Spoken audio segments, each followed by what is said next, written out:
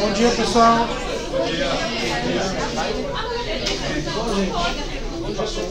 Vamos começar? Pessoal, bom dia. Bom dia. Bom, gente, como vocês sabem, né, o Theo está trabalhando com a gente, ele está fazendo estágio em docência, né, que é uma atividade da pós-graduação, e faz parte dessa atividade dar algumas aulas. Então, a aula de hoje sobre Descartes, o Theo é especialista em Descartes, não, mas brincadeiras à parte, né, então ele vai dar a aula de hoje junto, né, que a gente vai fazendo junto aí a... Enfim, palavra sua. Gente, bom dia. E, bom, a gente vai hoje ver um pouco Descartes, mas de uma maneira geral, o que é o surgimento desse pensamento moderno e quais são as particularidades que ele tem, em grande medida, seguindo um pouco o fio do que a gente foi já falando nas últimas aulas, a gente estava falando um pouco sobre o surgimento da ideia de razão na Grécia, na Antiguidade, e uma série de características que o professor foi elencando sobre o que caracteriza essa primeira ideia de razão.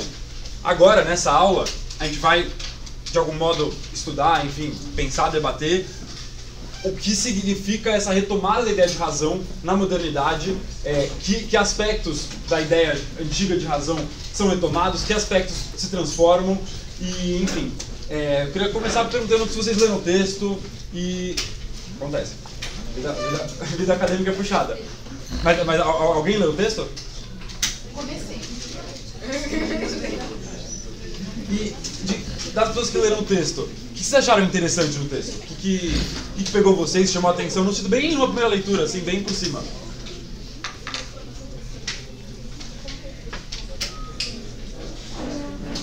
Alguma coisa chamou a atenção de alguém? Tem alguma coisa interessante no texto ou era um saco o texto? Uma chatice? O quê? Uma leitura bem puxada. Uma leitura bem puxada, você achou? Você tinha que pegar o fio da meada dele para não se perder, né? Primeiro das dúvidas, aí as meditações e tal. Se você dorme um pouquinho no ponto, você já perde o fio da meada. Muita informação também, né? Um texto que ele narra, são 2 capítulos, né, que a gente tinha que ler.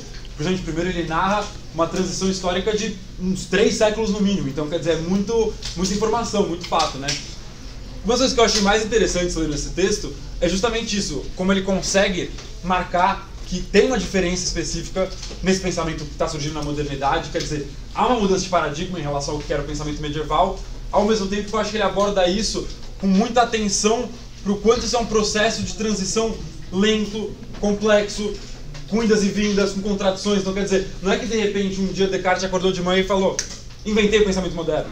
E isso é óbvio. Mas nem que de repente surgiram pessoas, filósofos, cientistas, que viam o mundo de um jeito completamente diferente. Eu acho que um dos aspectos interessantes do texto ele vai mostrando como isso é um processo de idas e vindas. Então, por exemplo, tem um físico que ele já tem uma concepção mais científica da matemática, mas ao mesmo tempo ele tem uma concepção astronômica, por exemplo, da Idade Média. Ou o contrário, alguém já tem uma concepção mais moderna de astronomia, mas ao mesmo tempo tem uma concepção mística, pitagórica da matemática. Então, enfim, a gente percebe que os processos históricos, de uma maneira geral, mas os processos históricos de transformação do pensamento, eles são lentos, eles são graduais, eles envolvem, enfim, um longo processo. E é justamente esse processo que acho que a primeira parte do texto se propõe a analisar, e vamos tentar reconstruir quais são esses fatores que explicam o surgimento do pensamento moderno de uma maneira geral, e depois, em particular, como ele se consolida especificamente no discurso filosófico, e daí é propriamente o Descartes. Mas vamos lá, eu acho que um dos primeiros aspectos interessantes que ele traz logo no começo do texto são certas noções da ideia de modernidade, né? Então tem a ideia de progresso, uma ideia que pode parecer muito natural pra gente, mas não foi sempre que se pensou a história desse jeito. Quer dizer, a ideia de que o novo seja considerado melhor ou mais avançado que o antigo.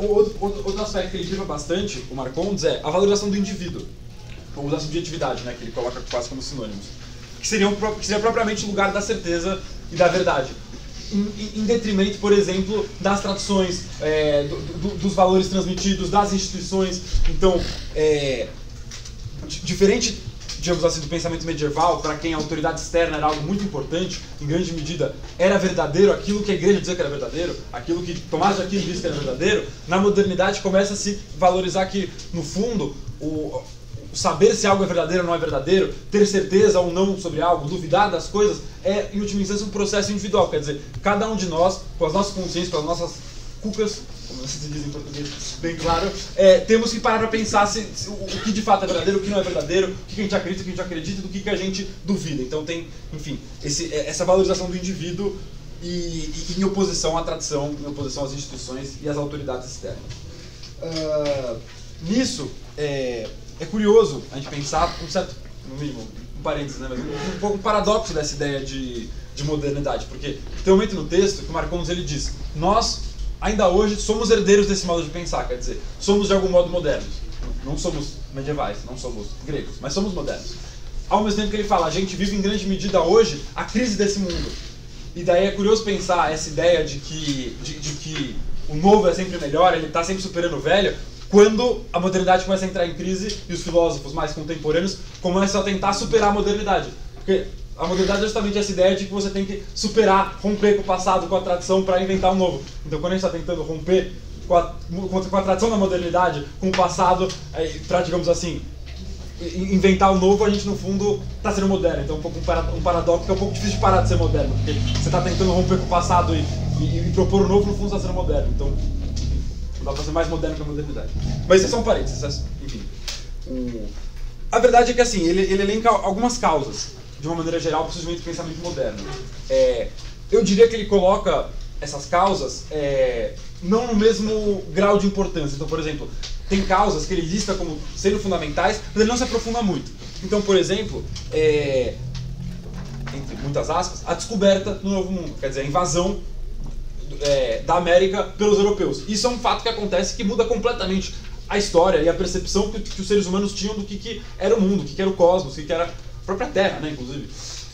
O que era o ser humano. Então isso está no contexto, quer dizer, a Europa invadiu as Américas, o que se chamou durante muito tempo no próprio texto, a palavra que o Marcondes usa é a descoberta do Novo Mundo, isso é um contexto. Mas ele não se aprofunda muito nisso, a gente tem que ter em vista que isso está acontecendo. A gente tem que ter em vista também que está surgindo o mercantilismo, que, vocês já ouviram falar do que é mercantilismo? Sim. Importante, que vocês vão fazer economia, boa parte de vocês. Então dão afiadas. Então, quer dizer, as primeiras rupturas com o sistema econômico feudal e as primeiras aberturas para o comércio, e nesse sentido tem até um certo paralelo que a gente viu com o surgimento da ideia de razão lá na Grécia. Porque a gente viu que a Grécia, no primeiro momento, era uma sociedade agrária, e na medida em que ela vai se abrindo para o comércio, ela vai entrando em contato com várias outras culturas, com várias outras formas de conhecimento, e isso que de algum modo dá um impulso para o surgimento da ideia de razão. É algo semelhante que acontece na modernidade, no sentido de que a sociedade feudal era uma sociedade extremamente fechada em si mesma, agrária, dá para fazer essa analogia, e na medida em que vai se abrindo para o comércio, na medida em que vai se consolidando as feiras, por exemplo, isso no final da Idade Média, vai se consolidando também a troca com outros povos, com outras culturas, e isso de uma maneira geral vai gerando questionamentos, vai gerando transformações no modo de pensar. Embora ele também não aprofunde muito nisso, ele fala, tem a descoberta do Novo Mundo, tem o mercantilismo e tem o que ele chama também do surgimento dos Estados Nacionais.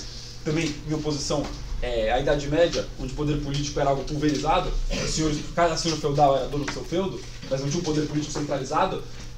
Na modernidade começam a surgir, principalmente começa com Portugal, Espanha, depois enfim, Inglaterra, França, o surgimento dos Estados Nacionais. E daí você tem efetivamente uma ideia de país, de Estado, de nação, que enfim, até hoje a gente vive nesse tipo de organização política, né? Um país chamado Brasil. Essas são as causas que ele elenca quase que, digamos assim, causas sociais, causas econômicas, mas ele não se aprofunda em nenhuma delas. A gente tem que ter tudo isso em vista, quer dizer, está surgindo o Estado Nacional, está surgindo o mercantilismo, nesse sentido o capitalismo está começando, na sua primeira fase, os europeus invadiram a América, isso muda completamente a cosmovisão que eles tinham. Beleza, isso está acontecendo. Mas tem três causas que ele de fato vai se aprofundar e vai eleger como determinantes para aquilo que é a construção do pensamento moderno. Vocês lembram de algumas dessas? O Renascimento, a Reforma Protestante e a Revolução Científica. Exatamente. Vou até anotar isso, porque isso é importante. E vamos olhar cada um desses tópicos com calma e em que sentido que eles contribuem para aquilo que é a formação do pensamento moderno, né? Então vamos lá.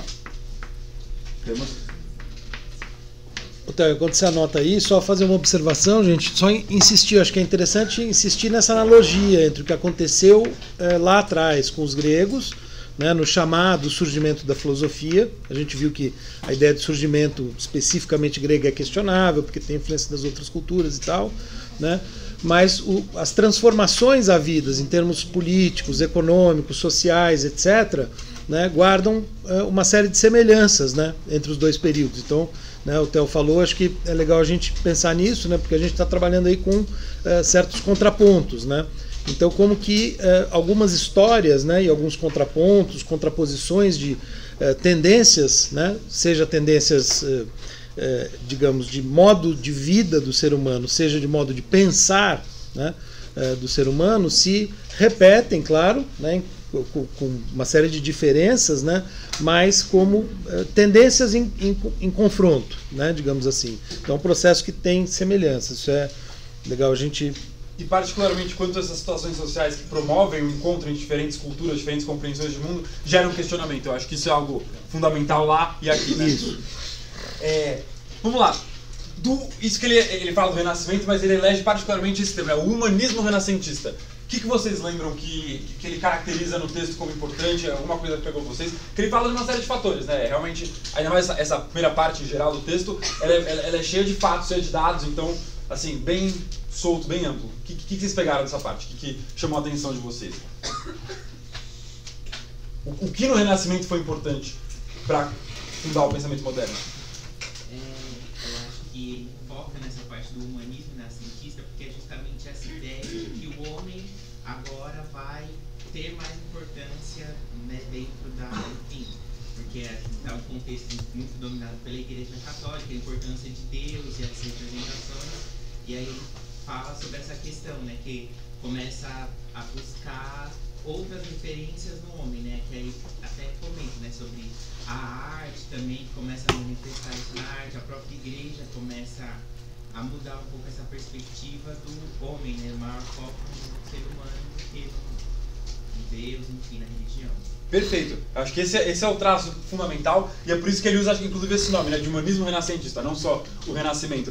Porque, em grande medida, esse reposicionamento do homem no centro das preocupações, e daí é interessante também olhar com calma como isso se dá em cada caso, né? Porque o Marcondes ele elege alguns aspectos. Então, o que é essa centralidade ética do homem, o que é centralidade estética, o que é centralidade política, ele dá alguns exemplos, é interessante a gente ver isso.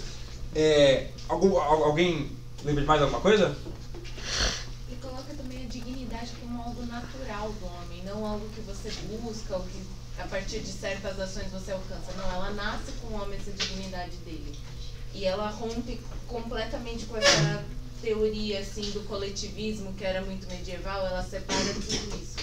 E, perfeito, bem lembrado. Inclusive tem uma contraposição que ele faz, né, que ele fala dessa dignidade do homem em contraposição àquilo que seria, digamos assim, eu não lembro qual é o termo exatamente que ele usa, mas é miséria. A miséria do homem. Exato, quer dizer, essa ideia do homem enquanto descendente do pecado original, o homem enquanto pecador, o homem, digamos assim, amaldiçoado, enfim, a condição humana enquanto uma condição basicamente de miséria, de sofrimento, de algum modo pagar os seus pecados diante de Deus, porque nós somos filhos do pecado original. Em oposição a isso, o Renascimento vai colocar essa ideia dessa dignidade do homem, quer dizer, como você bem disse, o ser humano ele tem uma dignidade por si, então quer dizer, a inteligência humana, o corpo humano, tudo aquilo que tem a ver, os modos de agir do ser humano, todos eles são vistos como objeto de interesse e dignidade por si só. E nisso, um ponto muito importante que eu acho que está por trás desse posicionamento do homem no centro das preocupações, que é, no fundo, a retomada dos modelos culturais greco-latinos. Então, se por um lado, durante a Idade Média, os modelos culturais que prevaleciam, as formas de explicação de mundo que prevaleciam eram basicamente cristãs e católicas, tem no Renascimento uma recuperação daquilo que são os pensadores gregos e latinos, as artes plásticas. Então, inclusive ele cita um fato histórico interessante, que ele fala que tem lá um concílio da igreja que tenta aproximar a igreja romana, a igreja católica, da igreja ortodoxa, que era a igreja do Império Romano Oriental. Não sei se vocês lembram, mas lá atrás, antes da Idade Média, o Império Romano ele se divide em Império Romano Ocidental e Oriental. O Oriental tem a capital lá em Bizâncio, e o Império Romano Ocidental cai, esse é o começo da Idade Média, a queda de Roma, enquanto que o Império Romano Oriental segue existindo por muitos anos. E daí, mais ou menos, nesse período já do final da Idade Média, então, portanto, de transformação naquilo que era a Europa Ocidental, tem esse momento, tem essa aproximação cultural que faz com que muitos pensadores e textos gregos, latinos, cheguem ao Ocidente e são traduzidos. Então, desde Platão, texto de Platão, texto de Aristóteles, então, enfim,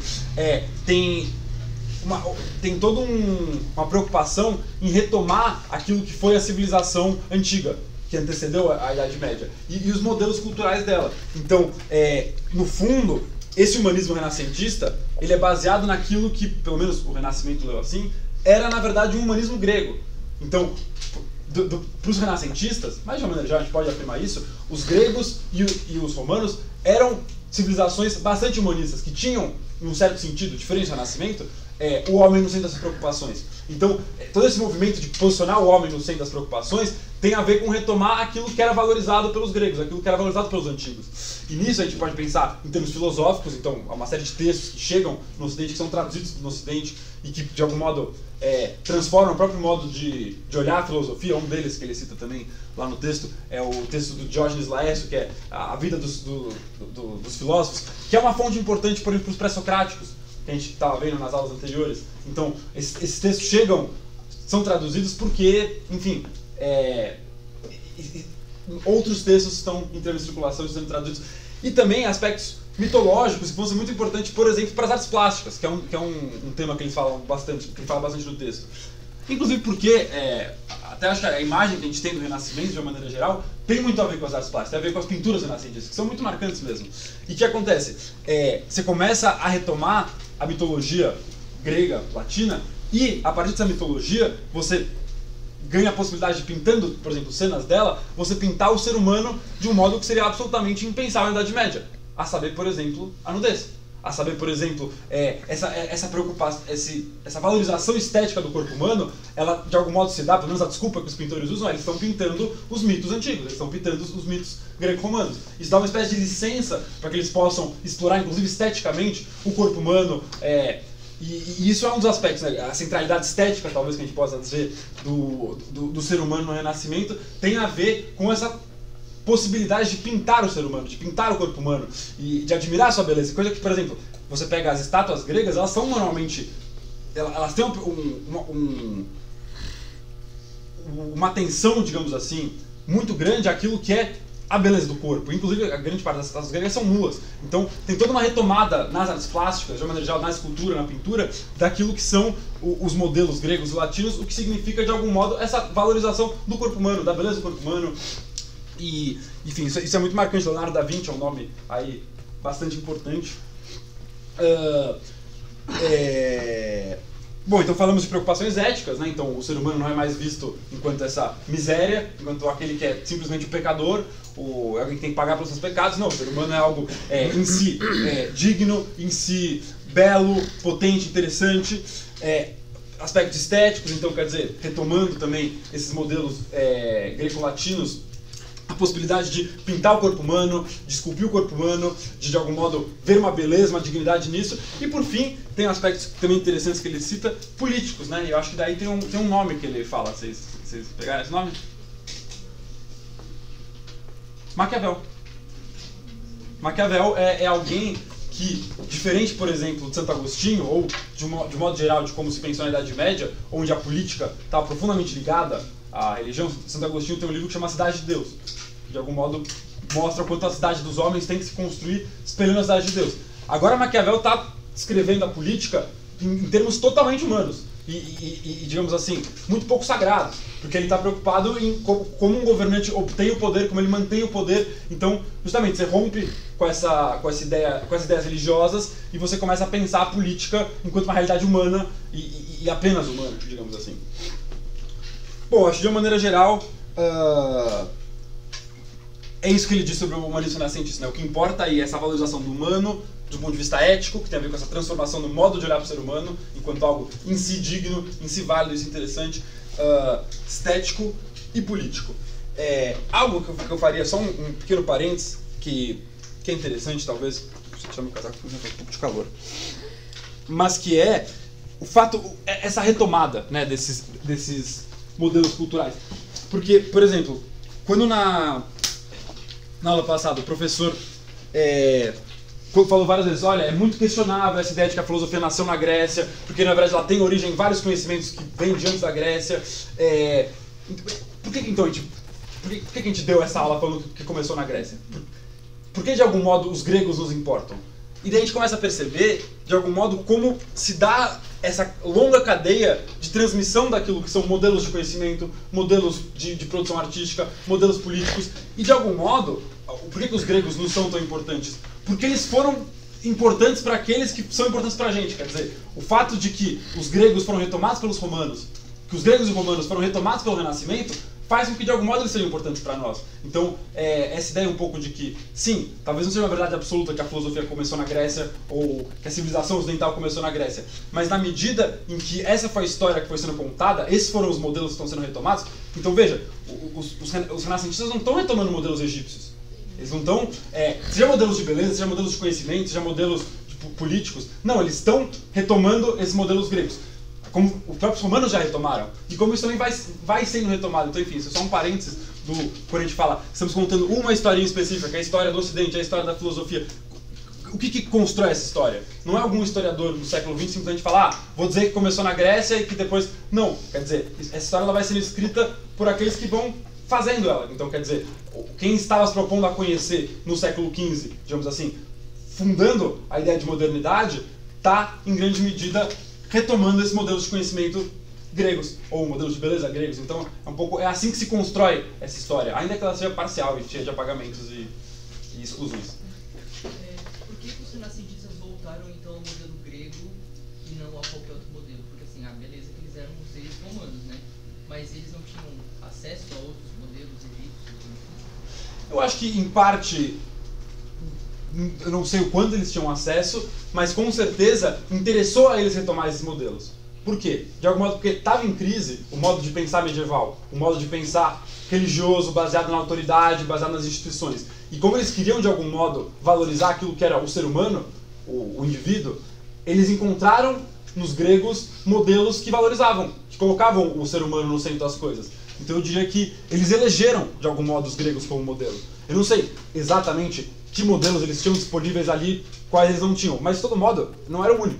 Inclusive, eles tinham um modelo medieval. Eles escolheram esse modelo grego, esse modelo da antiguidade, porque para eles fazia sentido. Para eles, aquilo dava subsídios para pensar o homem no centro das coisas. Não à toa, o próprio lema que o Marcondes elege para o Renascimento é de uma frase de um filósofo, sofista grego, que é o Protágoras, que é o homem à medida de todas as coisas.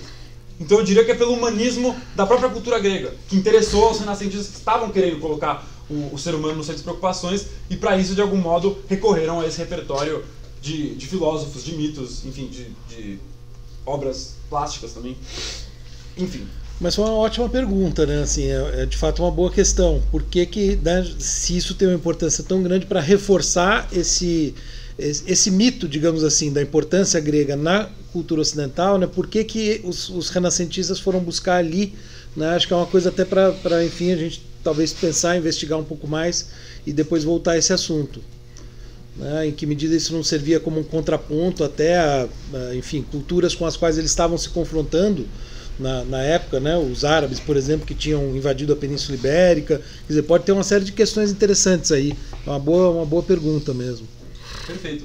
E é isso, no fundo essas coisas muitas vezes elas são arbitrárias ou elas são estratégicas dentro de um contexto, mas o fato é que elas foram sendo feitas e ao longo de uma longa cadeia de escolhas, de modelos, nesse sentido, através de uma longa cadeia onde um certo modelo, a saber, o modelo grego, vai sendo o tempo todo retomado, ele acaba sendo importante enquanto estruturador dos pressupostos daquilo que vai ser, no fundo, o nosso mundo, né? Se nós vivemos a crise da modernidade hoje, diz o Marcondes, e a modernidade se constitui a partir de pressupostos que são retomados dos gregos, então, quer dizer, para entender a crise do que a gente vive hoje, a gente precisa passar pelos gregos, de algum modo.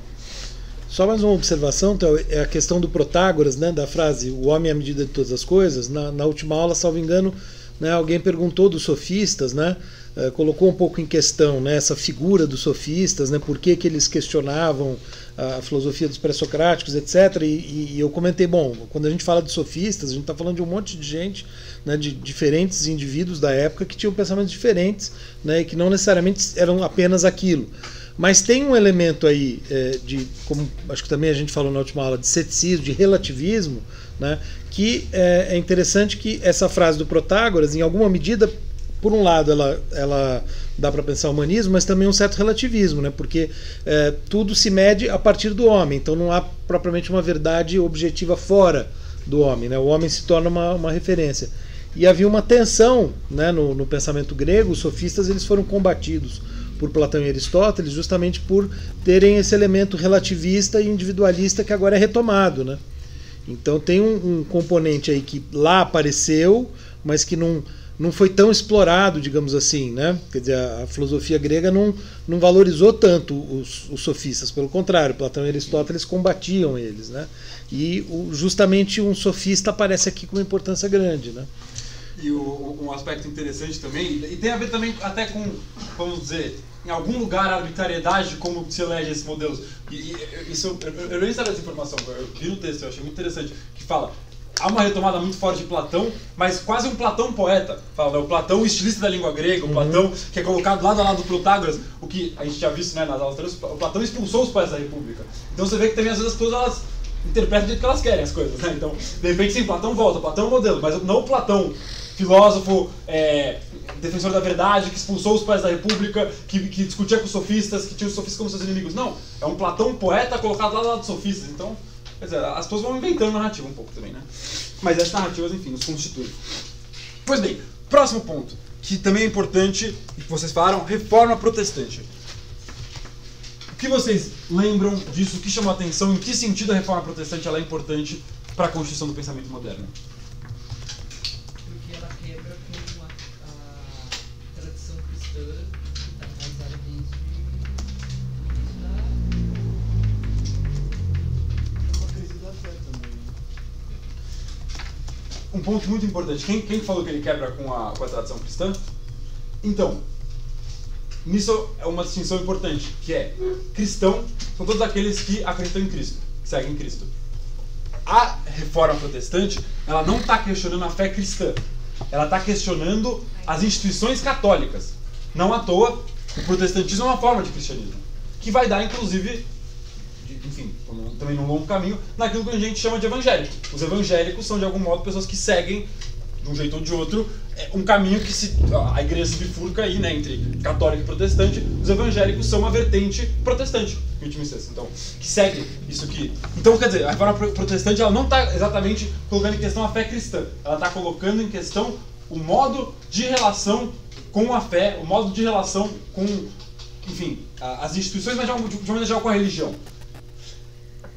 Acho que um ponto importante é o fato de que, se a gente acabou de ver, né, que uma das características dessa nova concepção de mundo, né, é o humanismo, quer dizer, tem um elemento importante aí que é o indivíduo, né, torna-se importante dentro do contexto da própria fé cristã que o indivíduo possa ter mais autonomia na relação com Deus, por exemplo, na maneira como vivencia a fé, na maneira como interpreta a Bíblia, né? E a reforma ela vai dar essa maior autonomia, digamos assim, para o indivíduo na sua relação com Deus, em comparação com o que o catolicismo propunha, pelo menos até então, né, que envolvia necessariamente a mediação da igreja na relação entre o indivíduo e Deus, né? Então esse é um ponto importante que mostra como, né, as coisas vão se juntando aí, né? Não, era basicamente isso que eu ia falar, da questão do...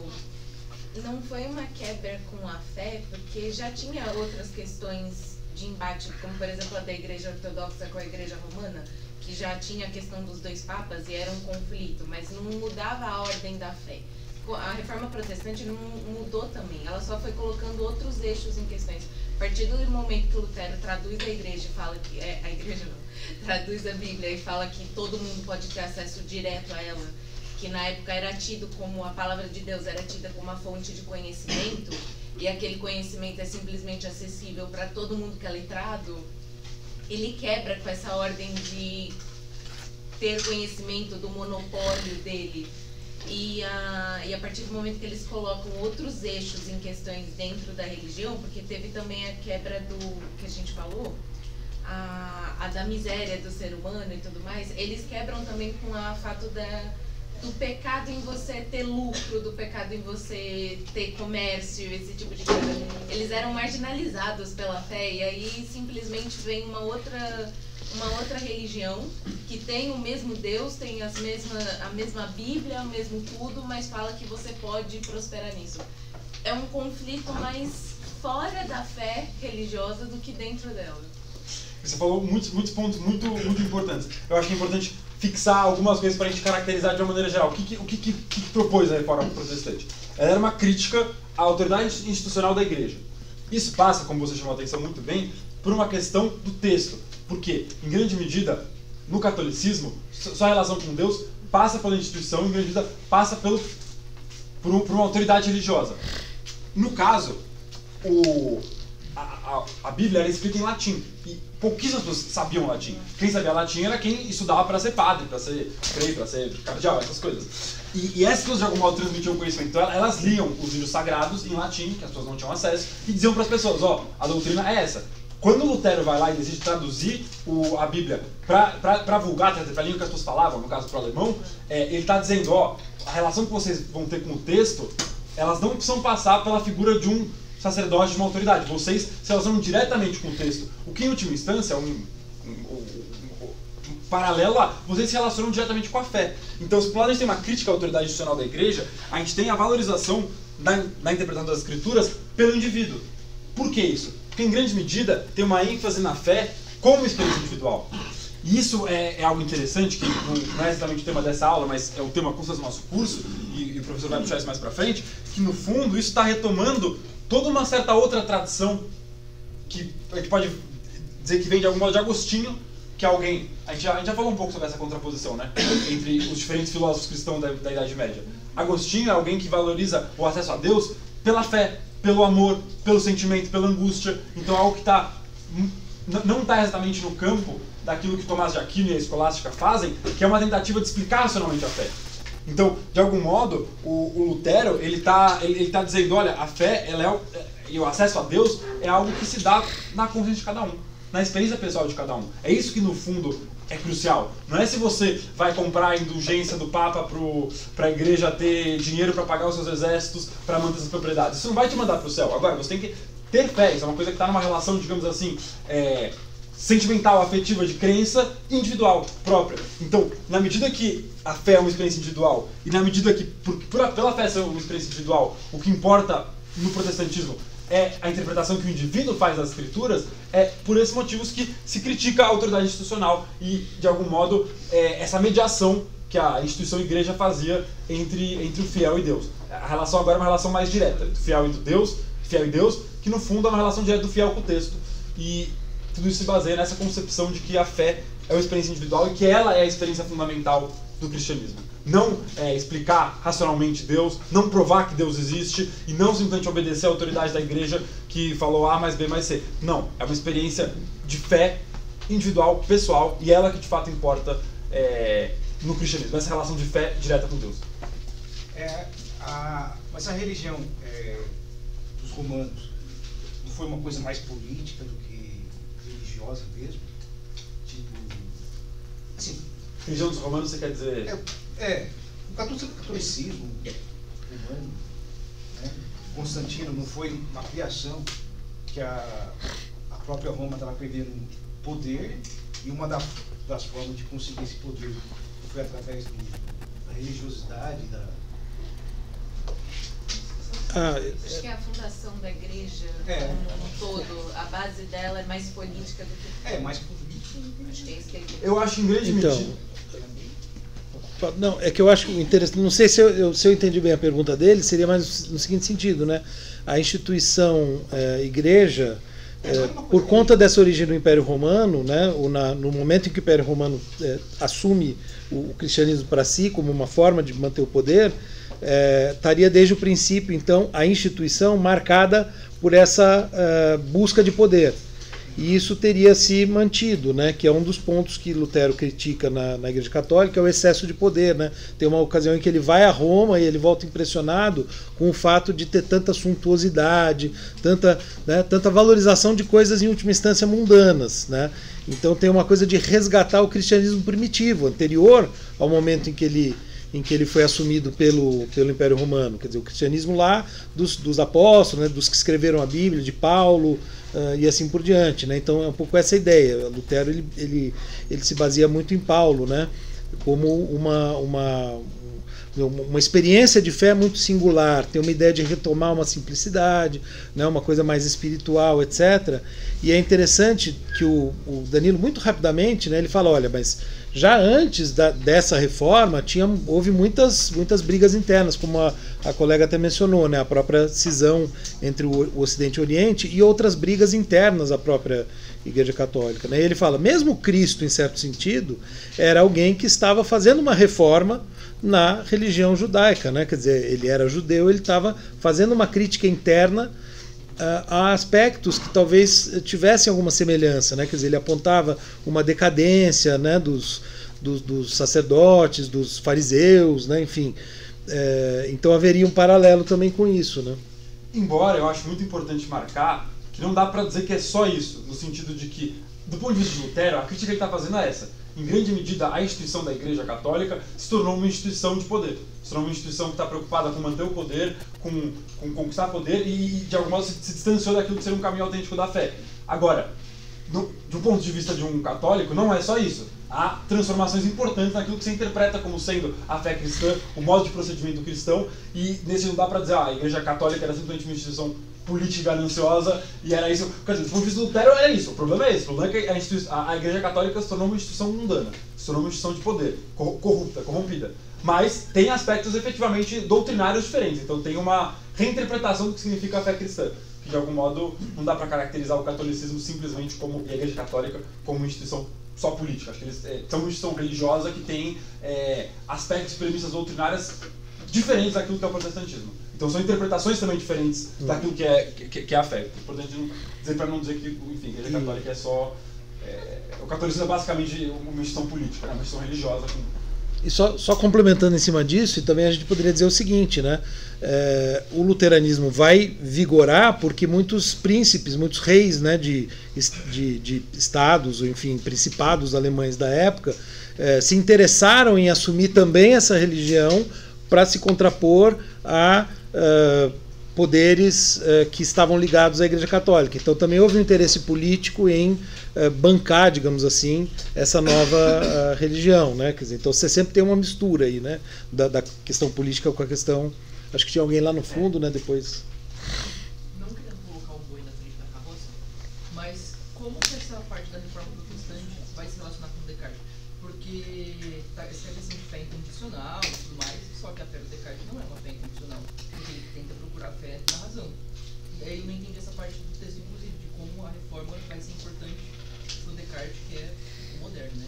Eu diria que o aspecto principal é, de algum modo, a reforma protestante inaugura a ideia, dentro da religião, a ideia de você questionar as instituições, questionar as tradições estabelecidas e você buscar o critério de validade no indivíduo, na própria consciência. Eu acho que, claro, o que está em jogo são coisas diferentes, evidentemente. Inclusive, né, na própria comparação que ele faz da reforma protestante com o humanismo renascentista, fala, ó, tem pontos de contato, mas tem pontos de afastamento. Então é isso, o Lutero achava que não tinha livre-arbítrio, que não tinha liberdade.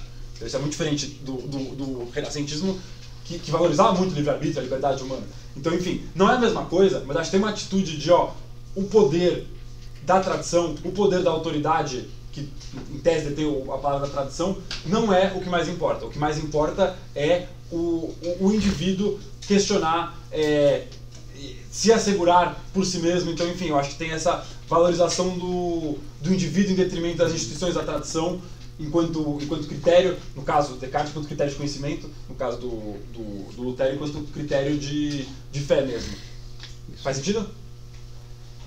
O indivíduo e a consciência. Consciência, né? O âmbito da consciência, que é onde o indivíduo vai procurar a sua relação com Deus, a sua fé, e o Descartes vai procurar a certeza. Né? Digamos assim, a verdadeira fé, o verdadeiro conhecimento, eles estão muito mais fundados nesse exame que o indivíduo faz consigo mesmo daquilo que realmente é ou não é, e não naquilo que, digamos assim, o padre falou. Ou Tomás de Aquino falou, Aristóteles falou. Então tem esse questionamento das autoridades, tem essa valorização de um pensar autônomo, digamos assim, dos indivíduos. Não, o que eu acho mais curioso é justamente isso que você falou. Lutero nunca quis fundar uma outra igreja, ele nunca quis fundar uma religião. Lutero só queria fazer uma crítica para reformar a própria igreja. Foi a pressão política e a pressão de, tipo, se você não ficar com a gente entrega na fogueira, que aí fez ele mudar de ideia, fez ele criar toda a questão do luteranismo, todas as teses dele se tornaram como se fossem dogmas da religião dele, mas nunca houve... De uma nova religião. Uma nova religião, uma nova vertente, nunca houve esse viés para Lutero. E só comentando agora do que ele falou, é justamente isso. Eu vejo também como, além de uma influência desse questionamento individual, essa forma foi importante porque foi um precursor da quebra de como se dá o conhecimento. O conhecimento tem que ser um pensamento próprio, tem que ser algo que você lê, que você tem acesso, não dá para alguém te falar ele. E eu sinto que essa quebra, por mais que obviamente uma coisa é o protestantismo e ainda a influência religiosa dentro, só que eu acho que essa lógica de estruturação, o Descartes pega completamente para ele e segue para outro viés completo. Concordo completamente.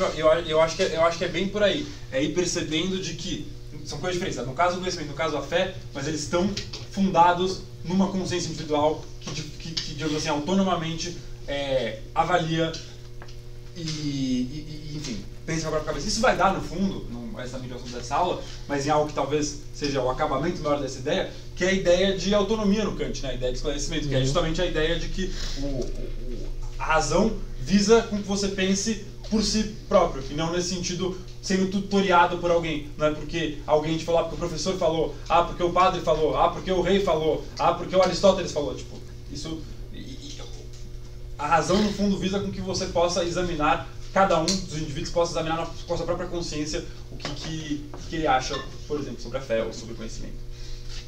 Mais alguém?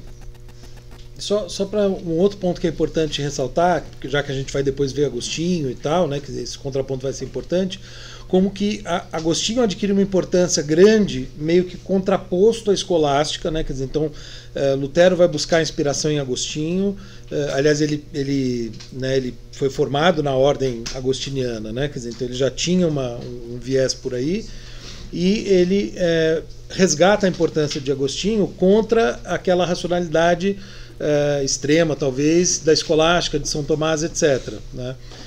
E Descartes vai fazer um tipo de filosofia, né, autobiográfica, ele falando em primeira pessoa, etc., que lembra muito de Agostinho. O próprio argumento do cogito aparece também em Agostinho, ainda que com desdobramentos diferentes, depois a gente comenta isso. Né? E, por outro lado, a Igreja Católica valoriza ainda mais Tomás de Aquino, como que fazendo dele o seu grande teórico, né? Até que em algum momento do texto ele menciona, né, que a Suma Teológica passa a ser colocada junto da Bíblia, né? Não sei se no Vaticano, né, ele menciona isso, né, como que Tomás de Aquino adquiriu. Então essa disputa acaba sendo um pouco entre Agostinho e Tomás, né? Então é interessante a gente pensar nisso também. Perfeito.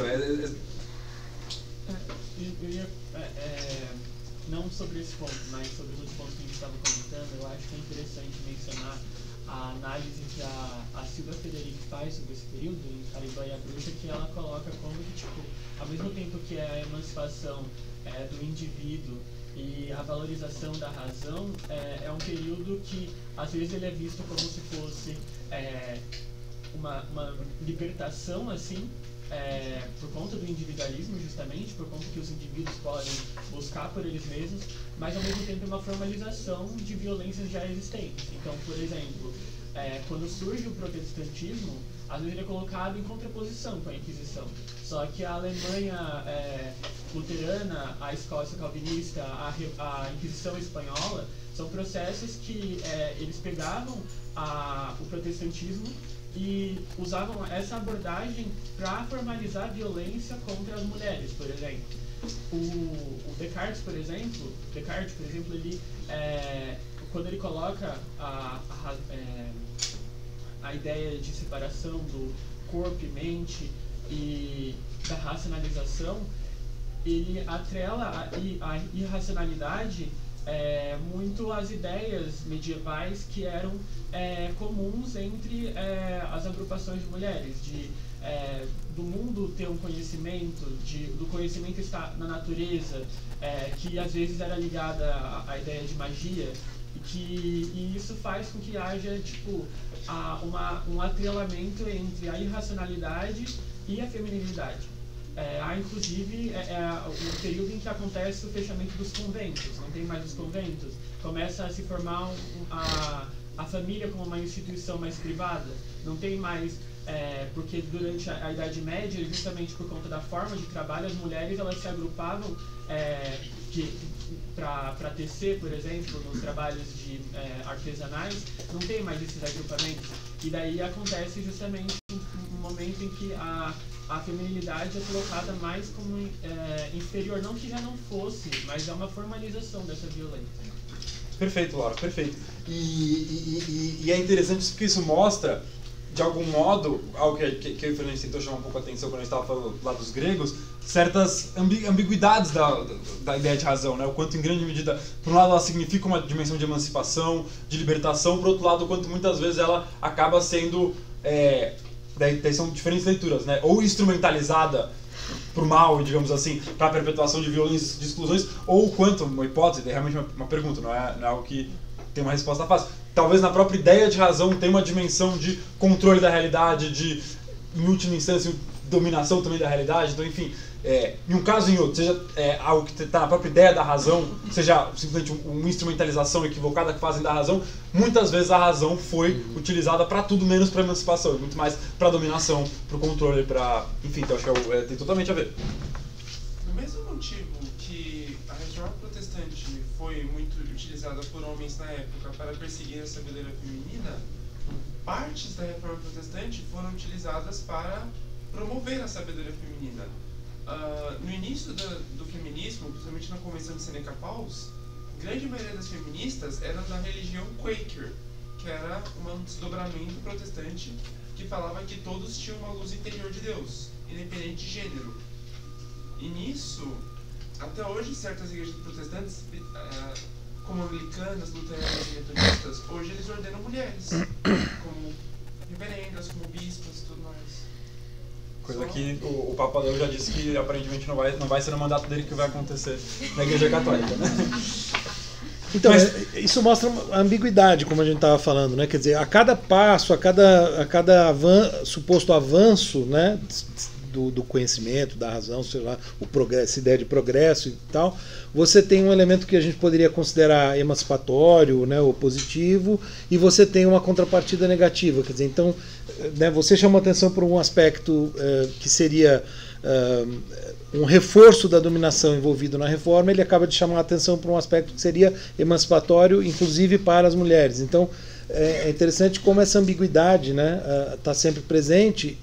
E, por outro lado, como a gente, de qualquer modo, pode sempre pensar uma leitura desse processo todo de, vamos dizer, ampliação, consolidação, etc., de uma certa racionalidade, talvez venha atrelado, em grande medida, né, a uma prevalência, né, inclusive na modernidade, ou de maneira particularmente forte na modernidade, né, de uma certa branquitude, de uma certa masculinidade, né, e assim por diante, ou seja, né, aquilo que, né, hoje se critica muito como sendo, né, uma razão branca, masculina e assim por diante, que, né, de alguma maneira, portanto, veio historicamente reforçando, né, certos preconceitos e certas relações de poder.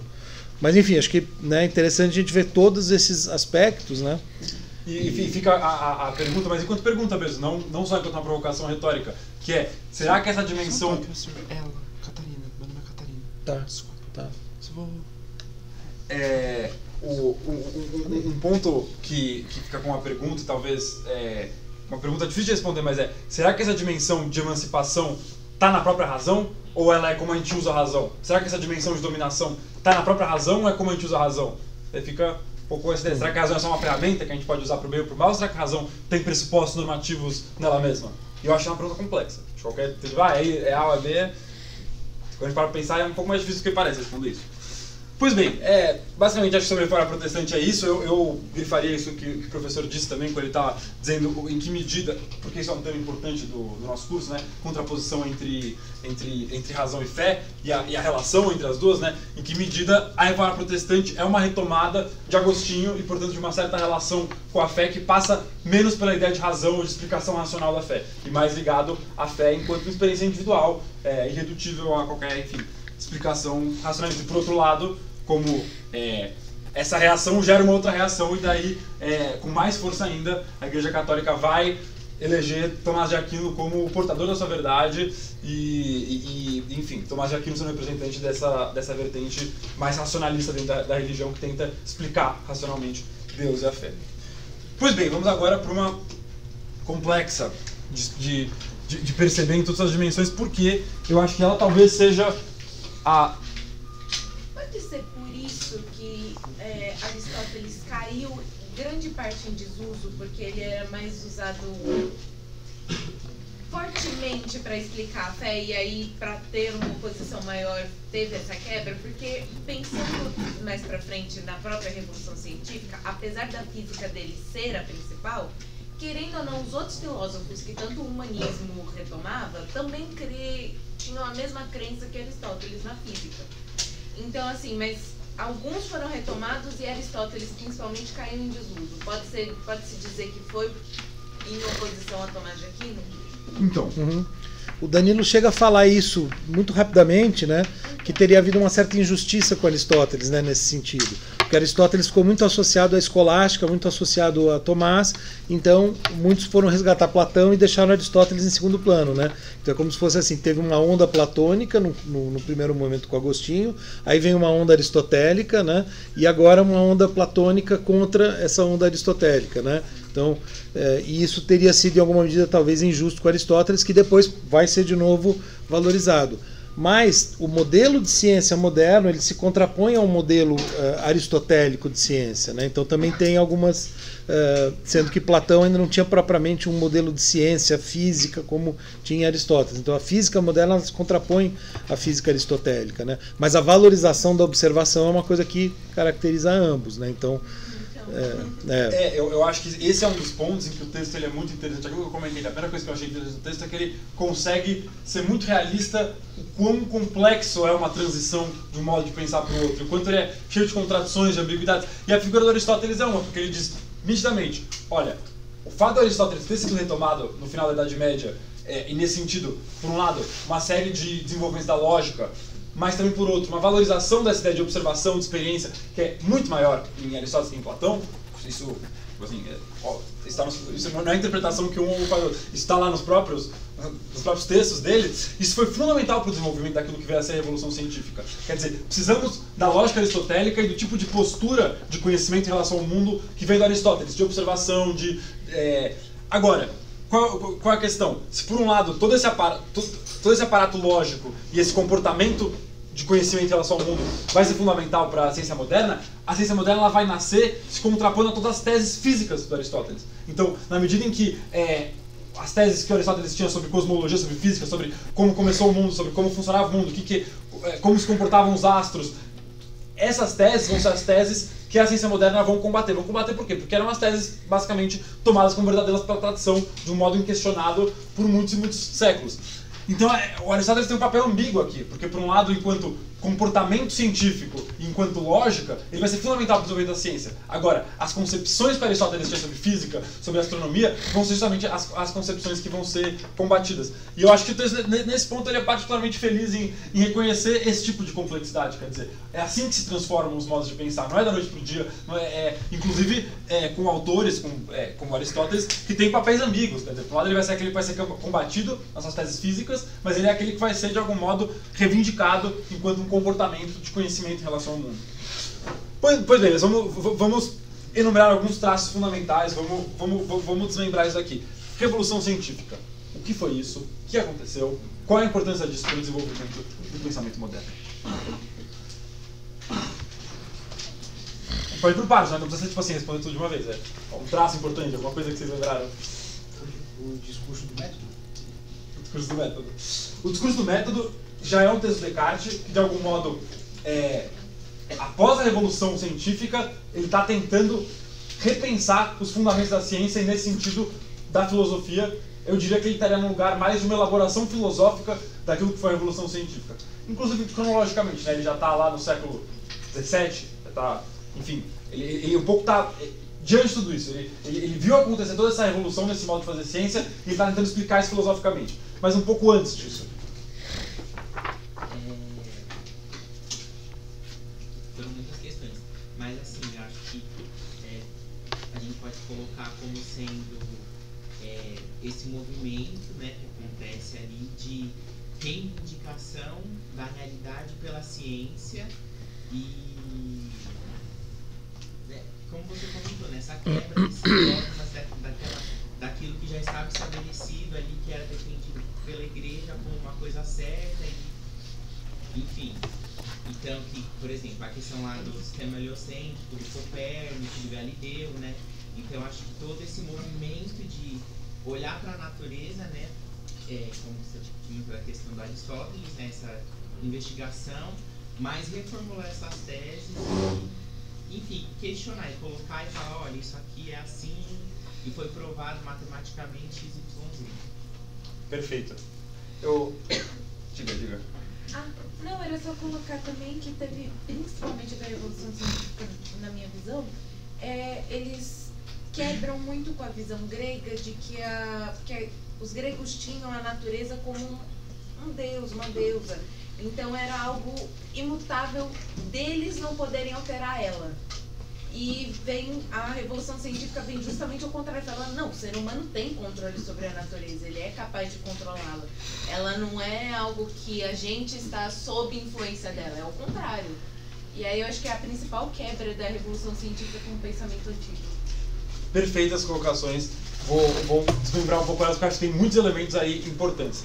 O primeiro, que você falou lá atrás, claro, eu acho que assim, essa questão do modelo, da substituição de um modelo geocêntrico pelo heliocêntrico. Vamos falar disso, acho que isso é o tipo de transformação que abalou a visão de mundo de qualquer europeu da época. Nesse sentido que eu disse que o Descartes está um pouco depois da Revolução Científica, ele já está pensando após essa substituição do modelo geocêntrico pelo heliocêntrico. Então ele já está num mundo que virou de cabeça para baixo, de algum modo. Agora, antes da gente entrar com calma nisso, tem uma coisa que você falou antes que eu acho fundamental, que é, de algum modo, a valorização de um conhecimento científico sobre a realidade, mas algo que, o modo como o Marcondes formulou no texto, eu acho muito interessante, de algum modo, para o medieval, tinha vezes que a experiência, digamos assim, contradizia aquilo que a razão postulava. Só que o medieval dizia, olha, a observação ela é sempre limitada e imprecisa. Então, está certo é a razão, está certo é o raciocínio lógico que foi deduzido. Então, quando os fatos, quando a natureza diz o contrário da razão, ou melhor dizendo, quando a experiência e a observação diz o contrário da razão, o medieval estava a partir da razão, porque a observação e a experiência é sempre limitada, é sempre parcial. Isso se transforma justamente na modernidade. A observação e a experiência começam a valer mais do que aquilo que é postulado pela razão. E se tem uma contradição entre aquilo que a razão postulou e aquilo que foi observado, aquilo que foi verificado, o que foi observado e verificado tem mais valor. Eu acho que essa virada é muito importante. E isso tem muito a ver com essa transformação do modelo geocêntrico no modelo heliocêntrico. Porque, eu não lembro exatamente quem que faz isso, mas que... sim, quando o Galileu vai lá e observa que de fato, assim, dá para ver no telescópio e provar que a Terra não é o centro do mundo, a igreja vai responder assim, olha, mas a observação ela é imprecisa e limitada. Se Tomás de Aquino disse que era assim, assim, assado, ou Aristóteles, por causa disso, daquilo, então porque isso tem muito mais consistência. E o Galileu já está representando um outro modo de pensar, que está falando, não, se de algum modo nossa explicação racional para dizer como funciona o cosmos, como funciona a astronomia, ela não está batendo com a experiência que tem a verdade. Então acho que tem essa essa mudança de peso, que de repente a observação e a experiência se tornam mais importantes do que aquilo que é postulado pela razão. Nisso, efetivamente, bom, o que acontece, né? Acho que os que leram o texto acompanharam, mas é uma coisa que um pouco a gente vê até nas aulas de física, né? O Aristóteles, e nesse sentido, eu já te chamo, tá? O Aristóteles, ele via a Terra como sendo o centro do mundo e via de uma maneira geral os astros enquanto realidades que orbitavam a Terra de um modo concêntrico, então, quer dizer, a Terra era o centro mesmo, e esférico. Isso tinha a ver com uma série de concepções metafísicas, lógicas dele, enfim, o Aristóteles está lá 2000 anos atrás construindo o saber dele de um outro jeito. O que acontece? Enfim, no fundo, se baseando, a gente pode dizer, na observação num sentido mais cru de observação. Então, quer dizer, aquilo que o Fernando chama a atenção, né? O Sol nasce lá, ele se põe lá. Então, quer dizer, a gente observa que parece que ele está girando ao nosso redor. Só que, com o desenvolvimento da matemática, com a realização de certos cálculos, e por fim, quando o Galileu vai lá e inventa o telescópio e, de fato, observa o Sol e fala, sim, os cálculos de Copérnico estavam certos. A Terra não pode ser o centro do mundo, o centro do universo é o Sol. Isso muda completamente a visão de mundo, não só porque você muda a forma como você vê a física, quer dizer, o mundo material, mas isso tem implicações, digamos assim, éticas, humanas, porque se a Terra está dentro do mundo, quer dizer que o homem é o centro do mundo, o ser humano é o centro do mundo. E numa visão religiosa, onde Deus criou o homem com a sua imagem e semelhança, ele é, digamos assim, o ápice da criação, faz sentido que ele esteja no centro do universo. Por que uma bola pegando fogo está dentro do universo? Explica isso. Então, enfim, isso abala de algum modo a vaidade humana, né? Essa virada. E por fim, o que você tinha falado mesmo? Da postura mais ativa, né? Ah, sim, isso é outra característica fundamental, que é a contraposição que o Marcon faz entre aquilo que seria uma ciência contemplativa, que está simplesmente observando, e uma ciência que de fato começa a agir sobre a realidade e sabe, e alguém que formula isso, acho que de uma forma bem direta, é o Bacon que fala, né? Tipo, a gente faz isso para controlar a realidade mesmo, para controlar a natureza. Então, começa um imbricamento daquilo que o Marcon chama entre ciência e técnica, onde, digamos assim, questões práticas da técnica vão promover avanços científicos. E, por outro lado, avanços científicos vão sendo retraduzidos em inovações técnicas. Então, exatamente, a ciência para de ser simplesmente uma atividade contemplativa, ela se transforma, para a gente contemplar e observar a natureza, ela se transforma numa atividade de fato, intervir na natureza, de controlar a natureza. E esses dois elementos, só um segundo, vão estar muito presentes, isso é importante, no texto do Kant para a próxima aula, né, para as próximas 2 aulas. Né? Tanto essa ideia de uma mudança na atitude do cientista que passa a ser mais ativa, como uma revolução científica copernicana. Né? São 2 coisas que vão aparecer. E é interessante, sim, o que você estava dizendo logo antes, né? O ser humano, a Terra, deixa de ser o centro do universo, então, num certo sentido, o ser humano perde importância, mas a natureza com a qual ele lida perde importância junto, porque o planeta Terra, digamos assim, né, isso tudo que está à nossa volta, também deixou de ser o centro do universo. Então, isso também ajuda a entender esse maior poder do ser humano sobre a natureza, né, porque, de algum modo, antes, ela tinha colocado nesses termos, né, a colega, a natureza está lá, né, e nós apenas temos uma relação de quase subordinação a ela. Né? Ora, e isso na chave medieval cristã se articulou com uma concepção, né, dessa natureza como sendo criada por Deus. Então, essa subordinação à natureza era também uma subordinação a Deus. Então a gente não poderia, evidentemente, intervir, né, mudar isso de maneira radical. Agora, pelo contrário, né, uma vez que não há mais toda essa, vamos dizer, visão de mundo, né, torna-se possível intervir na natureza e, no limite, como eu tinha colocado na última aula, os filósofos, para explicar essa nova ciência, vão, em alguma medida, mudar o próprio conceito de Deus, a própria noção de Deus, que vai perder quase a conotação religiosa para se tornar uma ideia muito mais teórica, muito mais uma função explicativa. Né?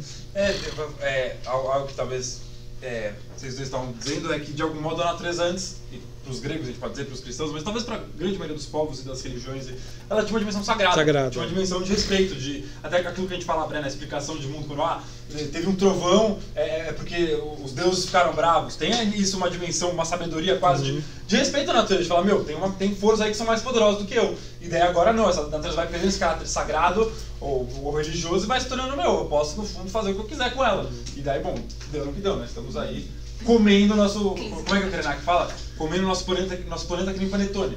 A gente acha agora que ele está disponível, a gente pode comer. A natureza é nossa, a gente faz o que a gente quiser com ela.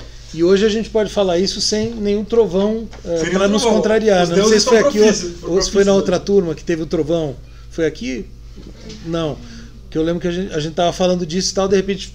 Mas vocês estavam, né? Foi na manhã da última segunda. Começou a chover granizo, né? Vocês devem ter visto isso. A gente estava então na outra turma, né? Mas foi engraçado, porque a gente estava falando dessas coisas, de repente veio o trovão e começou a. Tipo, os deuses estavam se manifestando. Hoje eles estão mais propícios, Eles estão mais calmos.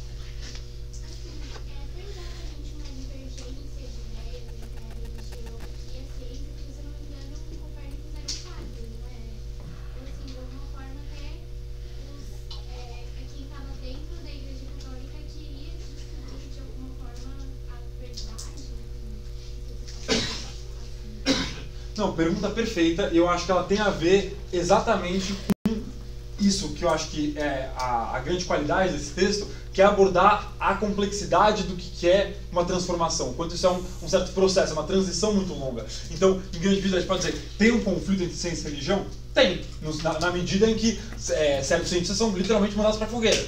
Ao mesmo tempo, nenhum desses cientistas não acreditava em Deus. Não era. Então, no fundo, existia um certo conflito, mas existia no fundo muito mais. Então, eu acho que não sei se dá pra dizer o que existia mais ou menos, mas existia em grande medida também uma consonância. Então, você pega Newton, é alguém que estava tentando explicar Deus. Uhum. Galileu era alguém profundamente religioso. Copérnico, então quer dizer, não eram.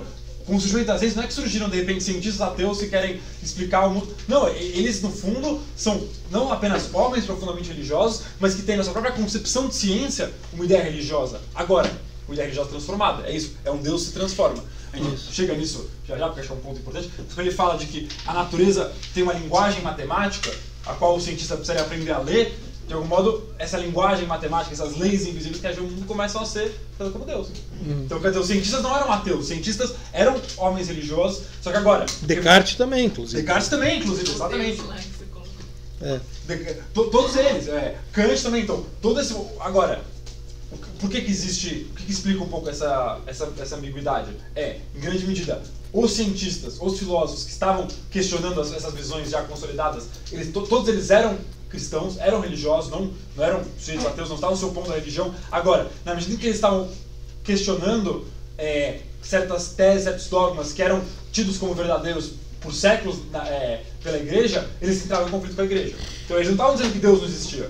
Mas se dizer a Terra não é o centro do universo, a igreja está dizendo que é. Então acabava tendo esse conflito, era muito mais esse dessas teses que eles propunham e como elas se contrapunham a teses já consolidadas. Mas os filósofos e os cientistas normalmente estavam defendendo a não existência de Deus. Pelo contrário, eles estavam tentando entender Deus em outros termos. Por isso que a reforma tem tudo a ver com a revolução científica, que é a questão que você tinha feito, inclusive, né? Quer dizer, são disputas dentro de uma visão de mundo que é cristã. Então, disputas internas. Então, tudo está se abalando. Tanto a concepção de Deus, como a concepção de relação indivíduo-Deus, como se deve ler a Bíblia, etc., como essa relação com a natureza, como se deve ler a natureza, e assim por diante. Tá certo? Eu tenho uma dúvida sobre a questão de observação, experiência, que vale mais do que o pensamento, né? Que é a razão. Que razão é essa que nega a experiência e que não razão é essa que é a experiência? Não seria o contraponto de uma pseudo-razão e uma razão verdadeira agora? Porque eu não entendi por que essa experiência não é dada como uma razão, ou se é, eu entendi errado, e por que a razão anterior é uma razão se ela nega a experiência? Excelente pergunta. O primeiro ponto que eu acho que talvez eu falei algo que pode ter soado um pouco radical demais. Eu diria, não é uma coisa tão maniqueísta, não é tipo razão contra a experiência. Inclusive aquilo que a gente viu já desde os gregos, desde os pré-socráticos, o surgimento de um pensamento racional e da própria ideia de ciência conjuga a observação da natureza com a elaboração dessa observação a partir de princípios racionais. Então, quer dizer, quando a gente está falando de ciência, é isso que está em jogo. Agora, a primeira pergunta talvez ela te responda bem, por contraste, que você falou. Que razão é essa que não se baseia na experiência? Olha, era uma razão não moderna. A razão medieval era uma razão onde que basicamente funcionava a partir de deduções lógicas. Então você tinha silogismos, quer dizer, certos esquemas de pensamento que eram lógicos, que seguiam segundo premissas racionais, mas que não tinham uma relação com observação, com a experiência. Não é assim que um medieval conhecia o mundo. O medieval conhecia o mundo lendo Aristóteles, em primeiro lugar, e em segundo lugar discutindo com seus pares sobre a interpretação de Aristóteles e sobre, em grande medida, as questões de um ponto de vista lógico e racional. Então, e teológico também. Ideológico também. Teológico. Ideológico sempre. Não, então, é isso. Teológico. Então, quer dizer, acho que isso começa a explicar. Que conflito é esse? Não é um conflito absoluto, não é razão contra experiência. A própria ciência conjuga razão e experiência. A questão é, a razão medieval, o modo de um medieval de explicar, não tinha essa relação com a experiência e com a observação. Tinha uma relação dedutiva, onde raciocínios eram logicamente deduzidos uns dos outros. O que acontece? Quando surge a ciência moderna, surge digamos assim, retoma-se essa valorização da observação da natureza e da experiência. E daí agora a questão é, por vezes isso entra em conflito. De fato, quer dizer, não são coisas opostas, antagônicas, a razão e a experiência, mas tem vezes que quando você vai deduzir racionalmente algo, você vai observar a experiência e ela não condiz com o que você deduziu logicamente. E daí eu acho que, diante desse conflito, os modernos foram tomando, em grande medida, o partido de que, olha, se é verdade, precisa ser observável, precisa ser verificável. E nesse sentido, isso é um critério de verdade mais importante do que uma dedução lógica. A observação empírica da natureza. Mas, claro, não é uma oposição total. Em grande medida, no conhecimento científico, essas coisas estão conjugadas. Mas, às vezes, elas entram em contradição. E daí, no caso, é que eu acho que os modernos, diante dessa contradição, tomavam um ponto de vista da experiência, enquanto, talvez, um medieval, se visse, digamos assim, confrontado com essa contradição, ia, sem sombra de dúvida, tomar o partido da razão, da lógica, daquilo que foi deduzido racionalmente. Porque, o argumento deles é, a observação é sempre limitada, parcial. Enquanto a razão não seria, porque ela é, no fundo, luz divina, né? Ela vem de Deus.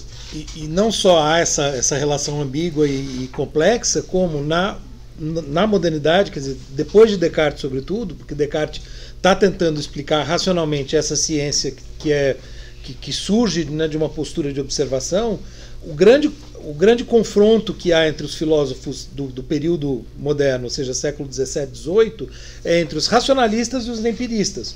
Os racionalistas defendendo a razão e os empiristas defendendo a experiência. Né? No sentido de que, para os racionalistas, o conhecimento começa pela razão, vamos dizer de uma maneira muito simplificadora, né? E para os empiristas pela experiência. Então, e aí variam as posições a respeito de quão mais importante um é do que o outro. Então, a relação entre razão e experiência ela vai ser uma relação complexa. Essa conjugação entre razão e ciência, talvez razão e experiência, talvez seja algo que se tornou um pouco senso comum em função do tipo de ciência que prevaleceu até os nossos tempos e como a gente vê hoje a ciência, né? A ideia que a gente tem hoje, mais ou menos generalizada de ciência, em que uma certa razão se juntou com uma certa experiência.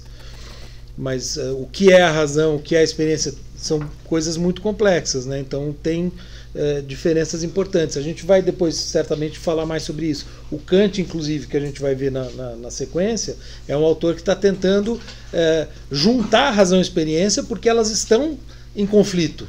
E ele quer justamente juntar, e ele tem uma importância grande justamente para o que vai ser a ciência depois, o que a gente entende por ciência. Perfeito, perfeito. E é isso, né? Na grande maioria dos filósofos de debate, empiristas e racionalistas, admitem que tem um pouco das duas coisas. A questão é mais, a ênfase está mais lá, o que é mais importante é raro, tem que achar um empirista muito estranho para ele dizer que não tem nada de uma construção racional no conhecimento, é só observação. Eles têm que achar realmente um racionalista muito estranho, quase um platônico, para dizer que não tem nada de observação de experiência. A questão é o que cada um, qual é a ênfase que cada um dá, o que é o mais importante. Isso é uma disputa filosófica que, principalmente depois de Descartes, vai se estender bastante. O Kant, justamente, o professor disse, é aquele que vai tentar conciliar, vai mostrar o conhecimento, ele tem essas duas fontes, uma fonte sensível, uma fonte conceitual, e é na conjugação correta dentro de certos limites, dentro de certos princípios, entre essas duas fontes do conhecimento, a experiência e a razão, que a gente consegue efetivamente fazer ciência. Eles seriam igualmente importantes, para usar, você estava falando qual é mais, para o Kant seriam igualmente importantes. Né? Exato. Pois bem, um aspecto que eu acho muito importante, e daí já tentando puxar disso para o Descartes, porque senão não vai dar tempo de a gente falar com alguma calma do Descartes, que é a noção de espaço infinito. Isso parece uma coisa que passa... Ele não desenvolve muito o texto, ele passa meio batido. O espaço infinito... Veja, no fundo, essa noção de espaço infinito é algo que provém de um certo tipo de matematização da ciência. Porque você não está mais pensando o espaço simplesmente enquanto algo físico. Por exemplo, Aristóteles pensava que o universo era fechado. Então, então quer dizer, você tinha a Terra no centro, daí tinha os vários astros, tudo, daí tinha as estrelas fixas que fechavam o universo. Quer dizer, você imagina quase ele enquanto uma coisa mesmo, física, que tem um limite. Para você pensar no espaço infinito, você no fundo está pensando no espaço abstrato. Você está pensando no espaço da geometria. Você não está pensando no espaço enquanto coisa, enquanto entidade física. Você está pensando no espaço enquanto princípio matemático abstrato. E a consequência, particularmente, você está pensando no movimento enquanto relação entre dois pontos no espaço. Você percebe? De repente, você matematiza o modo como você olha para o mundo. Você olha para o mundo a partir de princípios matemáticos, abstratos, e que, de algum modo, é esse corte que vai permitir propriamente o nascimento da ciência moderna. Porque, por exemplo, o Aristóteles pensava que as coisas subiam porque era da natureza. Por exemplo, o vapor subia porque era da natureza do vapor subir. As coisas que, digamos assim, ficavam na Terra é porque era da natureza das coisas sólidas que ficaram na Terra. Então, não tem nada a ver com a ideia de gravidade. Para surgir a ideia de gravidade, tal como Newton a formula, é preciso que você matematize o espaço, a própria natureza, e você conceba ela abstratamente enquanto um espaço geométrico, um espaço matemático, na qual você está pensando na relação entre dois pontos. E quando você vai pensar o movimento enquanto relação entre dois pontos, e não mais enquanto a natureza de um corpo pesado é ser devagar, a natureza de um corpo leve, isso é de fundamental importância e está profundamente ligado com essa visão de que a natureza teria uma linguagem matemática. E que nesse sentido, o trabalho do cientista, o trabalho do físico, seria aprender a ler essa linguagem. Isso é uma diferença muito grande daquilo que era a ciência antiga, inclusive a ciência grega, quer dizer, de observação, porque você, de algum modo, começa a não mais estar nesse lugar em que a observação vai simplesmente te guiando. Então, eu observo que o Sol nasce aqui, ele se põe lá, então logo deve ser o Sol que gira em torno da Terra. Mas você já aborda, em última instância, a natureza, a realidade, metodologicamente. Já falar disso com mais calma agora falando de Descartes, porque Descartes inventou essa ideia de método, né? Mas há aí um corte. Há um corte porque não tinha a presença da matemática na ciência grega. A ciência grega não era uma ciência matematizada, uma ciência realmente de observação do que você vê com os olhos. A ciência moderna começa até a ver com observação, com experiência, mas não é só a experiência que você vê com os olhos, é a experiência que você mede, você calcula. Então, quer dizer, esse processo de matematização da física vai ser fundamental para a constituição disso que é a ciência especificamente moderna, na sua diferença da ciência antiga. Só uma observação, quer dizer, a física antiga não era matemática, mas a matemática também era uma ciência para eles, inclusive para Platão era mais importante e tal, né? Então também era mas eram ciências separadas. A questão é que na modernidade se juntam as duas. Exato. Né? Perfeito. E ao se juntarem, e de algum modo, quando você começa a perceber que você consegue de fato fazer cálculos com a natureza, você consegue, através desses cálculos, ter algum grau de previsibilidade, você começa a ter esse... Quando você começa a ver que funciona, isso, digamos assim, de conhecer a natureza matematicamente, você começa a ficar, parece que a natureza tem uma espécie de ordem matemática por trás dela, que são leis, princípios que regem seu funcionamento. A tarefa do cientista seria, nesse sentido, decifrar essas leis, seria ler essa linguagem que os modernos acreditam que é matemática. Quer dizer, é a frase do Galileu que ele fala, né? Deus, no fundo, escreve em linguagem matemática, né? Se a gente aprender a ler essa linguagem, a gente vai entender Deus. Olha uma outra concepção de Deus bastante racional, né? Que pode ser compreendido sem simplesmente ler a linguagem matemática. Não tem nada a ver com a fé, enquanto uma experiência, enfim, afetiva, individual. Pois bem, vamos então... e um último ponto, que no meio disso, quer dizer, então, transformações religiosas, artísticas, científicas, políticas, econômicas, de todos os tipos. Daí tem algo que o Marc Pontes traz, acho que ele mesmo traz isso também como uma certa ponte para o Descartes, que é a retomada do ceticismo grego. Quer dizer, os céticos foram uma corrente de filósofos gregos que chegaram justamente agora no Ocidente, na modernidade, junto com aqueles textos que chegaram via Império Romano do Oriente. E por que o ceticismo foi retomado? Qual a importância do ceticismo? O ceticismo ele surge quando, diante de várias teorias, digamos assim, antagônicas, teorias diferentes sobre a realidade, ele começa a se perguntar: existe algum critério, de fato, ou, assim, por si só, que eu possa distinguir qual teoria é verdadeira ou qual teoria é falsa, ou na verdade não são só teorias, cada uma propondo seus argumentos, tentando nos persuadir.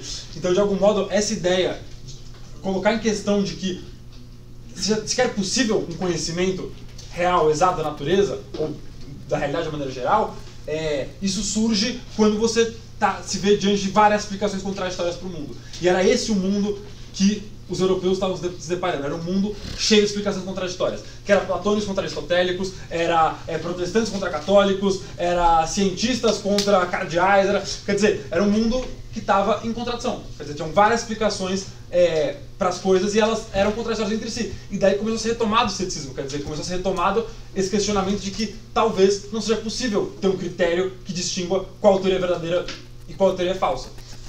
Isso é importante porque o Descartes, está longe de ser um cético, mas ele vai, digamos assim, levar o ceticismo a sério. Ele vai falar, se a gente quer de fato fundamentar o conhecimento, a gente vai ter que conseguir refutar esse pessoal. Não adianta jogar eles para debaixo do tapete e falar, eles estão só querendo avacalhar a discussão. A gente tem que discutir com os céticos e provar que sim, é possível ter um critério de conhecimento, é possível ter um critério de verdade que faça com que uma teoria seja verdadeira e as outras falsas, e não simplesmente várias explicações diferentes para a realidade. Então, inclusive isso, não sei se foi aqui que alguém, quando eu estava falando das transformações no mundo grego na última aula, né, e o que acontece quando aparecem, né, outras culturas e há um conflito entre as culturas, alguém falou do ceticismo. Né, logo de saída, assim, essa palavra apareceu. Aqui essa palavra reapareceu. Né, e ali naquele momento do surgimento da filosofia ainda não tinha essa palavra, quer dizer, os céticos eles vão surgir num momento posterior, mas os sofistas, né, como a gente viu, eles exercem um papel parecido com os céticos aqui, né, que é no sentido de falar, olha, os pré-socráticos começam a produzir teorias, só que são várias teorias diferentes, né, e aí o sofista chega e fala, olha, mas então não tem critério nenhum, cada um está dizendo uma coisa. E aí Platão e Aristóteles, né, e aí Platão tem uma figura importante logo de saída, porque é anterior a Aristóteles, está tentando fazer em relação aos sofistas isso que o Descartes está fazendo em relação ao ceticismo agora, ou seja, mostrar, não, é possível sim chegar à verdade. É preciso estabelecer, a questão é estabelecer um caminho bom, um caminho correto para chegar lá. E o caminho é o método. Exatamente. Perfeito. É que no fundo a filosofia ela está sempre lutando contra essa ideia que o nome talvez popular é relativismo, de que a verdade é uma coisa relativa, de que dependa da minha opinião, ou que dependa do meu contexto histórico, ou que dependa de particularidades culturais. Quer dizer, a filosofia, e se ela consegue ou não é uma boa pergunta, mas ela sempre está insistindo nessa ideia, não, tem que existir algo como a verdade, e que exista por si, e que a gente consiga ter um critério para saber o que é verdade e o que não é. Não pode as coisas serem relativas, principalmente ao poder de persuasão do enunciador. A gente tem que ter critérios para saber o que elas realmente são. Só uma pergunta, esse ceticismo, ele tem um papel central na formulação do pensamento científico do Kant? Sim. Daquela lógica que ele estabelece para ter um critério para você formular uma teoria? Eu acho que o Kant, assim como o Descartes, ele leva o ceticismo a sério, no sentido de que tem muitos filósofos que falam, não, ceticismo é... O próprio Hegel, acho que ele é um pouco desse, ceticismo é palhaçada. Não, depende. Depende, o Hegel é mais complexo. Mas o Kant é alguém que fala, não necessariamente ceticismo, mas o Hume, que é alguém que vai colocar, digamos assim, grandes questionamentos sobre a possibilidade de um conhecimento efetivamente científico necessário, ele vai levar isso a sério, mas de alguma maneira também se contrapor a isso. Ele não vai aceitar que não seja possível, por exemplo, um conhecimento causal, que é o que o Hume está colocando em questão. Mas ele tem uma frase famosa, né, que é: o Hume despertou o Kant do sono dogmático da metafísica. Então, quer dizer, o Kant percebeu que ele precisaria justificar melhor o conhecimento e a verdade se ele quisesse salvar essas ideias. Mas, definitivamente, eu acho que os questionamentos, em algum lugar céticos do Hume, foram fundamentais para o Kant entender em que sentido que ele tinha que fundamentar o conhecimento, em que sentido, se ele não fundamentasse, de algum modo, se ele não refutasse em algum lugar o Hume, o argumento do Hume era bom. Só isso vai ficar mais claro, a gente vai ver o Kant nas próximas aulas, tá? Então a gente retoma isso, fica com essa questão, vamos retomá-la, porque o Kant, ao mesmo tempo que então ele vai se preocupar em refutar o ceticismo, nesse sentido ele é um herdeiro desse projeto cartesiano, a ideia de método também é fundamental para o Kant, então ele pretende colocar, como ele diz lá, né, o conhecimento no caminho seguro da ciência, ele usa essa expressão. Ao mesmo tempo, ele vai estabelecer limites para o conhecimento científico, e em relação àquilo que transcende esses limites, isso é uma coisa que apareceu lá na primeira aula, né, nas primeiras aulas, ele vai dizer que nós não temos conhecimento. Aí é que vai entrar de novo a fé, que é, por exemplo, né, qual é a origem do mundo, né, se existe ou não Deus, tudo isso vão ser questões em relação às quais ele vai ter uma atitude cética. Então o ceticismo, ele sem dúvida, ele vai ter uma importância grande para o Kant. Os grandes filósofos talvez são aqueles que reagem ao ceticismo, né? Um Platão, um Descartes, um Kant, eles são sempre de algum modo... Estão em diálogo, Estão levando a sério o questionamento. Se você falando, ó, não é possível um conhecimento, eles falam, não, eu vou provar que é possível, mas a partir desse questionamento eu entendi o quão difícil vai ser fundamentar isso daqui, e eles vão lá e cada um à sua maneira fundamentam. Bom, vamos a Descartes, vamos grifar alguns pontos principais. O que acontece? Descartes é um sujeito que está no meio dessa confusão toda. E ele mesmo tem uma vida bastante contraditória. Então, quer dizer, é isso, ele é religioso, mas ele é um cientista. Ele luta na guerra, mas ele, ao mesmo tempo, se isola, entra no momento para ficar trabalhando. Ele é alguém que, na própria biografia dele, perpassa por todas as contradições e transformações políticas, religiosas,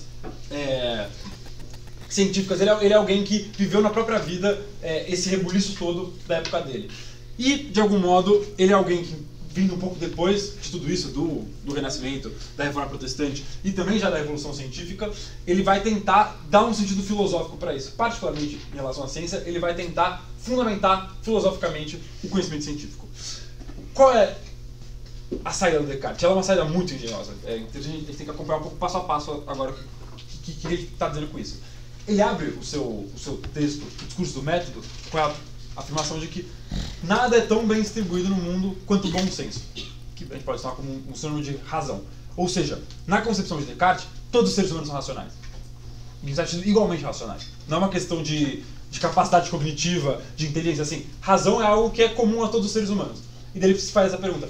Se todos os seres humanos são racionais, por que é que, digamos assim... Alguns são burros e outros não. Não é nem isso. Acho que não é essa pergunta.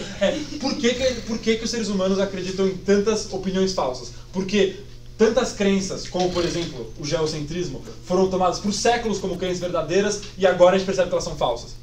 Tomando isso como exemplo, mas várias. Quer dizer, fala, se todos os seres humanos são racionais, por que a gente acredita em tantas opiniões falsas? Daí a conclusão dele vai ser, tem algo...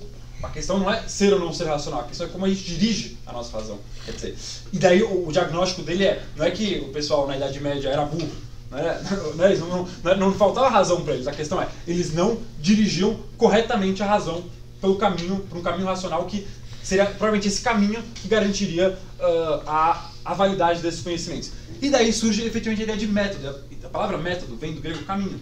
Então quer dizer, a ideia de método é você construir um caminho que garanta, por si só, um conhecimento racional da natureza, um conhecimento racional da realidade.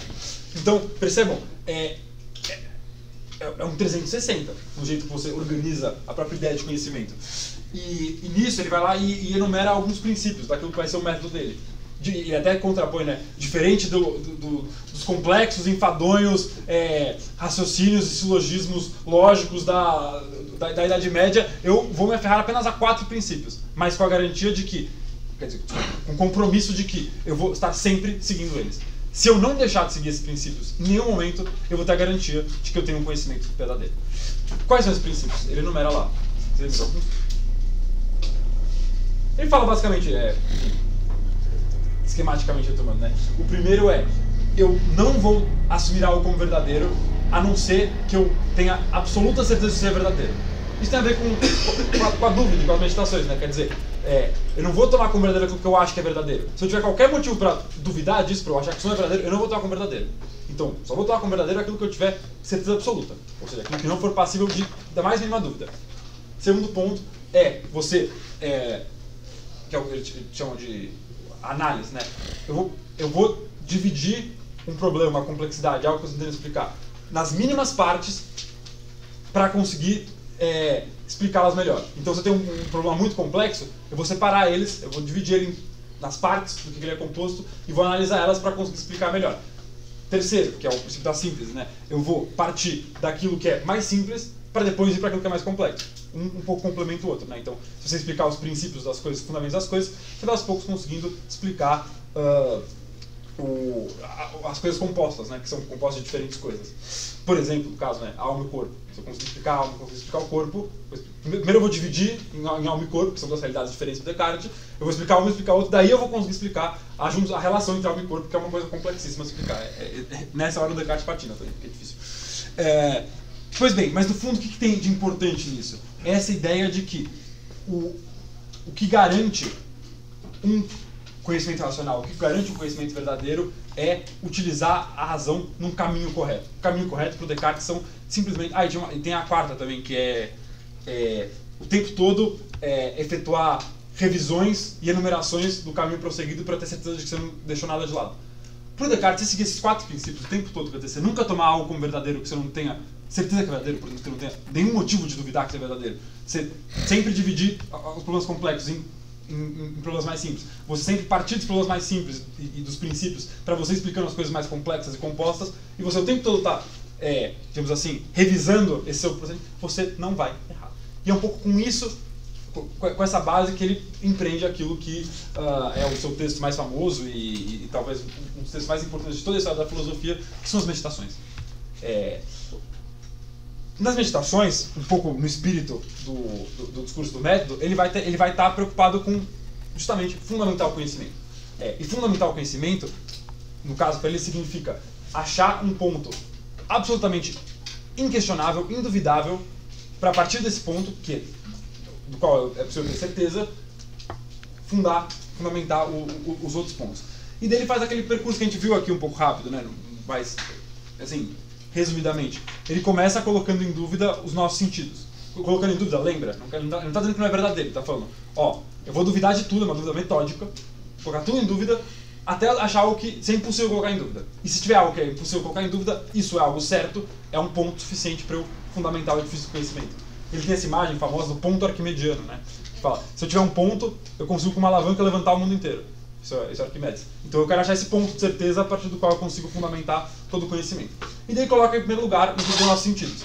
Bom, muitas vezes nossos sentidos nos enganam. Às vezes a gente olha para o Sol e parece que ele é pequenininho, né? Na verdade sabe que ele é grande. Ou enfim, em vários momentos.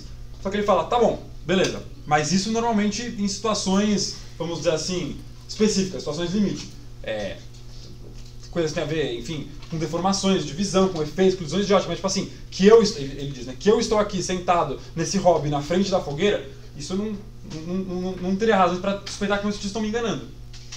Mas se eu estivesse sonhando? Eu poderia estar agora sonhando na frente da lareira com o hobby, achando que isso está acontecendo, isso não está acontecendo, isso é só um sonho. Como é que eu sei que isso é real? E daí, enfim, tem 2 ponderações que ele faz. A primeira é, normalmente tem um certo tipo de coerência na realidade que a gente não verifica nos sonhos. As coisas estão parecendo mais ou menos coerentes aqui. Mas mais que isso, ele percebe, mesmo que eu esteja sonhando, os elementos sensíveis, os elementos que eu percebo com os sentidos, eles são iguais quando eu estou sonhando e quando eu estou dormindo. Então quer dizer, as cores, os formatos, os dados sentidos. No fundo, quando a gente sonha, a gente recombina coisas que a gente percebe acordado através dos sentidos. Então, em tese, também eu estar sonhando não seria um argumento contra os sentidos, porque parece que eu sonho também com os elementos que eu aprendo sensivelmente. Só que ele fala, tá, mas e se tiver um Deus todo-poderoso, ou um gênio maligno, que me criou e que é capaz de me enganar, inclusive de que eu estou aqui percebendo e vendo as coisas? E daí com esse argumento do gênio maligno, detalhe, né, esse argumento dos sentidos, esse argumento dos sonhos, é um argumento céticos clássicos, desde a antiguidade grega. Então quer dizer, os filósofos céticos já tinham esses argumentos. O do gênio maligno é uma espécie de radicalização. Ele fala, e se tiver realmente essa entidade toda poderosa que só quer me enganar, que só quer me sacanear e que está me fazendo acreditar que existem objetos e cores e coisas que eu percebo com os olhos, com os ouvidos, enfim.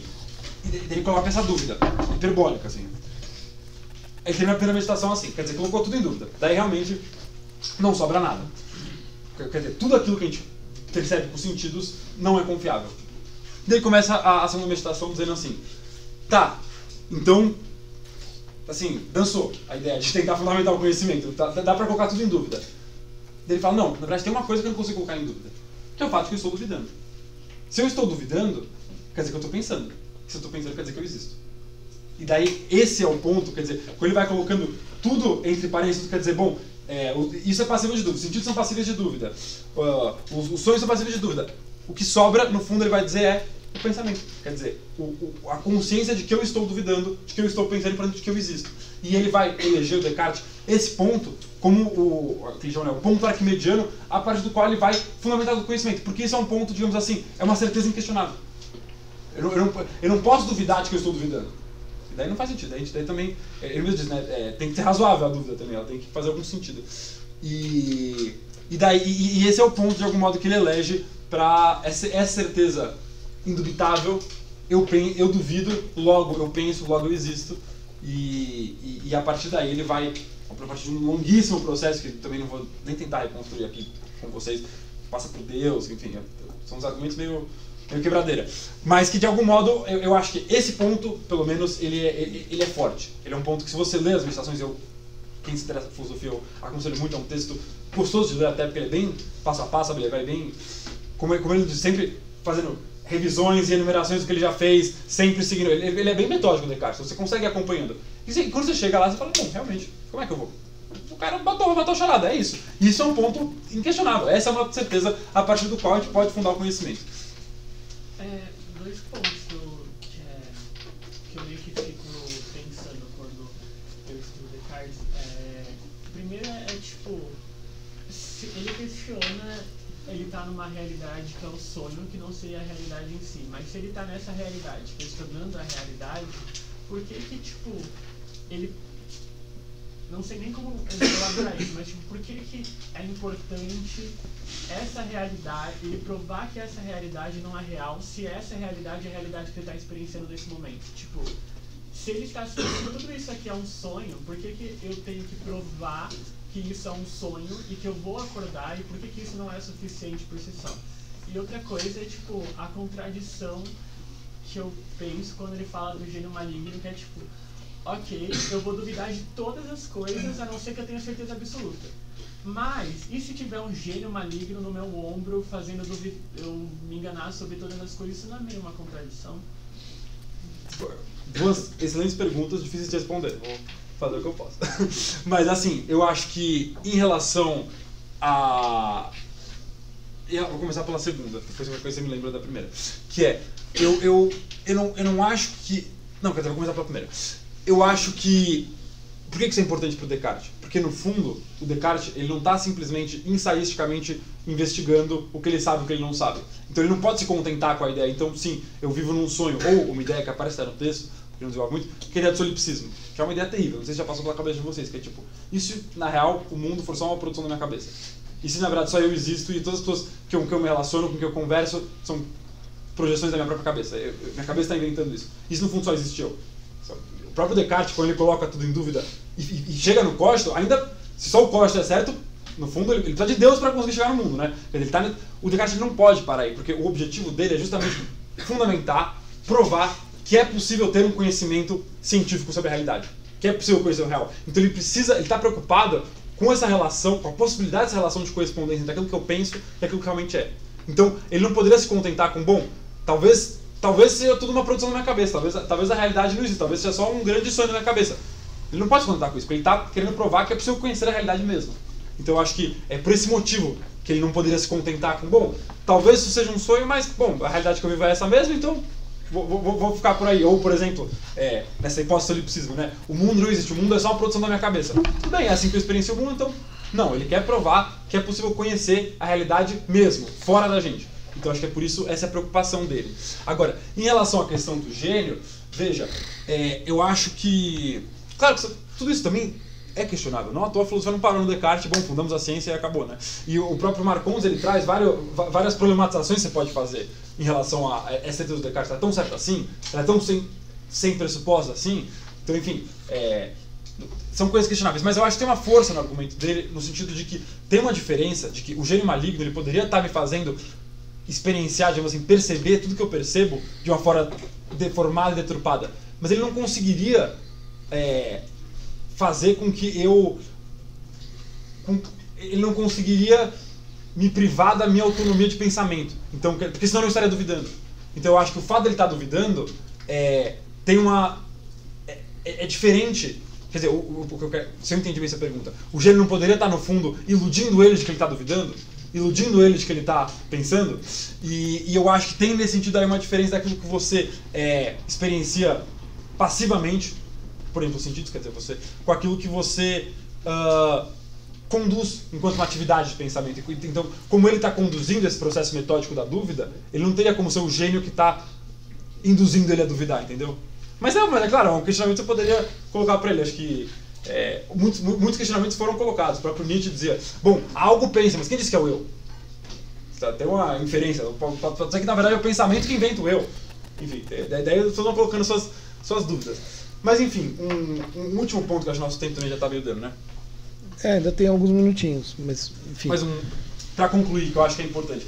Porque eu acho que o Marcondes ele conclui o texto justamente colocando várias objeções ao Descartes, para no fundo dizer, o que importa no Descartes não são as teses dele, o que importa é, digamos assim, espírito crítico dele. O fato de que ele questionou as coisas, que ele colocou as coisas em dúvida. Ele fundou o conhecimento não mais no argumento de autoridade. Então, por exemplo, você abre um livro do Tomás de Aquino, o Ente Essência, você vai falar, Aristóteles diz... Então, quer dizer, por que o Tomás de Aquino está falando... Por que o que ele está falando está certo? Porque o Tomás de... Desculpa. Por que o Tomás de Aquino está falando está certo? Porque o Aristóteles já falou, é argumento de autoridade. O Descartes, ele de algum modo, e por isso ele é extremamente moderno, ele está rejeitando qualquer espécie de argumento de autoridade, qualquer espécie de tradição. O que ele está dizendo é, eu por mim mesmo, passo a passo, construir metodologicamente aquilo que é o conhecimento. Então, quer dizer, ele nesse sentido, e é isso que o Marcondes valoriza nele, ele teria essa dimensão de um senso crítico, de um estar questionando as tradições, questionando as instituições, questionando uma autoridade externa. E está, nesse sentido, criticamente colocando as coisas em dúvida e construindo o conhecimento a partir de si mesmo, né? Tudo bem, então, isso só uma rápida observação assim, para tentar, né, pegar assim, o que vai importar no fim das contas, né, disso. Se a gente lembrar de toda a caracterização que a gente fez lá atrás, né, do surgimento do pensamento racional e que a gente estava fazendo há pouco, né, do surgimento de uma nova forma de pensar, etc, etc. Quer dizer, isso que o Descartes está fazendo aqui seria uma excelente, pelo menos uma excelente ilustração, uma excelente imagem, né, de como funciona esse novo pensador, esse novo cientista, esse novo filósofo, né, que a princípio, assim, ele é muito desconfiado. Ele só pode acreditar em alguma coisa se ele tiver muitos elementos para acreditar naquilo, né? Ao passo que normalmente o ser humano, seja nas tradições muito fechadas, religiosas, etc., seja de um modo geral, a gente poderia dizer, tem uma tendência a acreditar muito facilmente nas coisas, muito facilmente naquilo que é passado pelas outras gerações, naquilo que vem daqui, que vem dali de uma autoridade, né? Que hoje em dia, sei lá, vem da televisão, vem da internet, vem do site tal, do WhatsApp, enfim, assim por diante. Então a gente tem uma tendência a credulidade, digamos assim, né? A acreditar muito facilmente. O exercício que o Descartes desenvolve nesse texto, né, que se tornou assim tão famoso, é justamente uma excelente ilustração dessa atitude, né, de assim, eu preciso desconfiar de tudo, desconfiar maximamente para ver se eu consigo chegar em alguma coisa que seja certa, né? E aí mesmo no caso do gênio maligno, né, o gênio maligno, digamos que ele esteja me enganando, etc, etc, etc, ele está me enganando. Portanto, eu estou aqui, né? Ou seja, a existência é certa, né? Acho que esse é um ponto fundamental. Isso até o Danilo, de certo modo, em algum momento ali, ele diz, bom, tá bom, Descartes está dizendo, olha, existimos, né? Existe-se. A questão é, bom, a partir daí, os passos que ele vai dar, né, são questionáveis, que é o que o Theo estava dizendo, né? Mas o interessante é né, ver o Descartes como ilustrando aqui uma nova atitude no conhecimento. Perfeito, e é bem isso que o Marcondes pega, né? No fundo, o que importa o Descartes é espírito crítico, é espírito de colocar as coisas em dúvida, de verificar elas. E isso você falou, enfim, é muito bom também, que acho que ajuda a responder um pouco melhor a pergunta da Laura, que eu acho uma pergunta difícil de responder. Mas que é isso, né? De algum modo, o gênio não tem como me enganar que eu existo, porque se ele está me enganando é porque eu existo. Então acho que é um pouco por aí. Agora, um ponto que está pegando um caminho um pouco diferente do Marcondes, que termina de algum modo valorizando esse espírito crítico de Descartes, de colocar as coisas em questão, eu acho que uma coisa que talvez seja interessante é relacionar essa dimensão filosófica do método com aquilo que é o método das ciências modernas. E eu acho que, na verdade, essa é, na verdade, a ideia distintiva da ciência moderna. É isso que faz a ciência moderna ser diferente da ciência antiga. É essa ideia de método. E isso se explica, por exemplo, com a ideia de que Por exemplo, o Kant ele tem um exemplo, que vocês vão ver com muito mais calma na aula que vem com o Fernando, em que ele diz, o cientista moderno, ele não vai para a natureza na condição de um mero aluno que se deixa ditar pelo que a natureza diz. Ele vai para a natureza, ele vai investigar a natureza na condição de juiz, quer dizer, ele vai com um experimento pronto, ele vai com uma hipótese pronta, ele vai com um método que justamente eu tenho uma hipótese e eu construo um experimento a partir dessa hipótese, eu testo essa hipótese na natureza pelo experimento e daí eu confirmo ou não se essa hipótese ela é verdadeira. A condição disso que é o método científico, se alguém não fala do método científico, e nessas etapas, quer dizer, fazer uma hipótese, que ela é só uma hipótese, ela não é nenhuma verdade dogmática, construir um experimento, testar essa hipótese no experimento, daí sim ver se a hipótese ela é verdadeira ou não, quer dizer, isso de algum modo tem a ver com essa ideia de que o Descartes está dizendo de construir um caminho de acesso àquilo que é a realidade. Quer dizer, o que garante um conhecimento racional, um conhecimento científico da realidade, é o caminho de acesso que a gente constrói, o caminho metodológico, e não à toa. Cada ciência vai se constituir pelo estabelecimento de um método. Então, eu lembro que eu falei, meio brincando lá, a própria ideia de fato é uma ideia um pouco positivista. Como assim, ideia de fato é uma ideia positivista?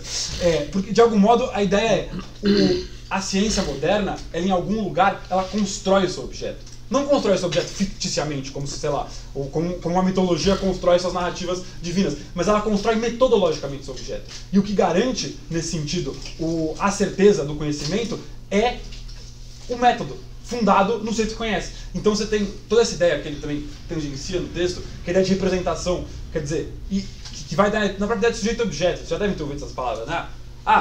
Fulano tem que ser um pouco mais objetivo. Fulano é muito subjetivo, enfim, isso são, digamos assim, diluições no senso comum dessa ideia. Mas a ideia do sujeito-objeto, que é uma ideia fundamental que o Descartes introduz, e basicamente transformar a natureza em um objeto de conhecimento, significa, de algum modo, produzir esse objeto de conhecimento. Como você produz esse objeto de conhecimento? Construindo ele metodologicamente. Como você constrói metodologicamente?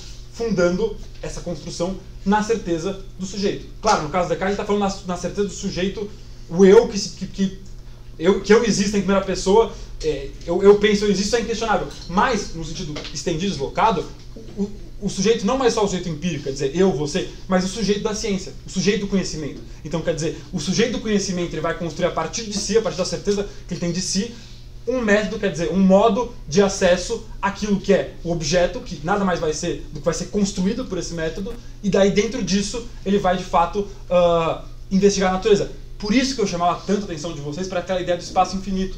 Quer dizer, do espaço da geometria. Porque não é que ele está simplesmente observando sei lá, o céu e dizendo ele é assim. Não, ele está de algum modo, metodologicamente, construindo o objeto espaço de um modo matemático. E de algum modo, no caso da física, o processo de surgimento da física moderna é em grande medida o processo de matematização da física. Quer dizer, em que medida ela entende que o método de conhecimento das realidades físicas é um método matemático. É a projeção de certos pressupostos matemáticos no mundo e uma investigação a partir disso que se verifica. Claro, isso é totalmente diferente de estar falando de ciências humanas, né? Vocês estão no BCAH, estão no ciências e humanidades, não de ciências e tecnologias. Então, o método na ciência humana é muito diferente. Um método de um antropólogo não é baseado na matemática.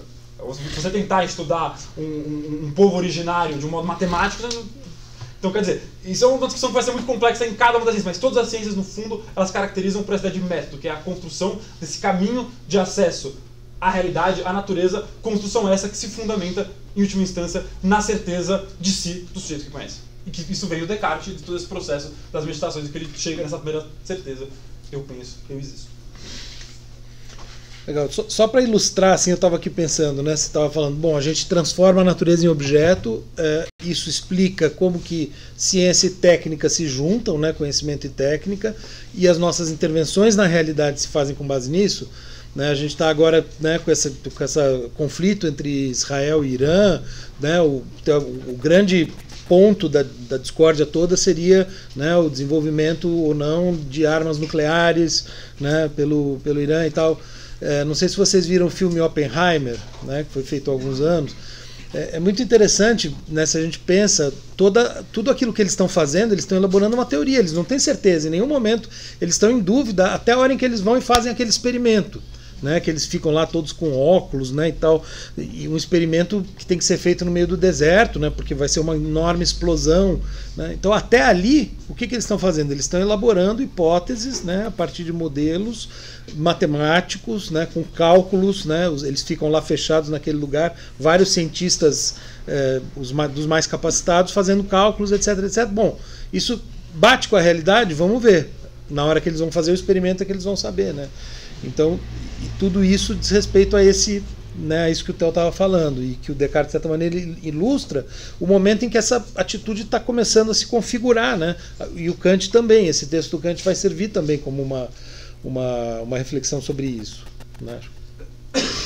Assim, é o pensamento assim, da ciência, mas às vezes a ciência não fica aquém daquilo que está além, tipo a física quântica, que trouxe novas ideias para a física que não existia na física e que até os físicos tradicionais contestam. E tipo assim, mesmo os físicos quânticos não conseguem responder tudo aquilo que existe, mas que eles não conseguem explicar.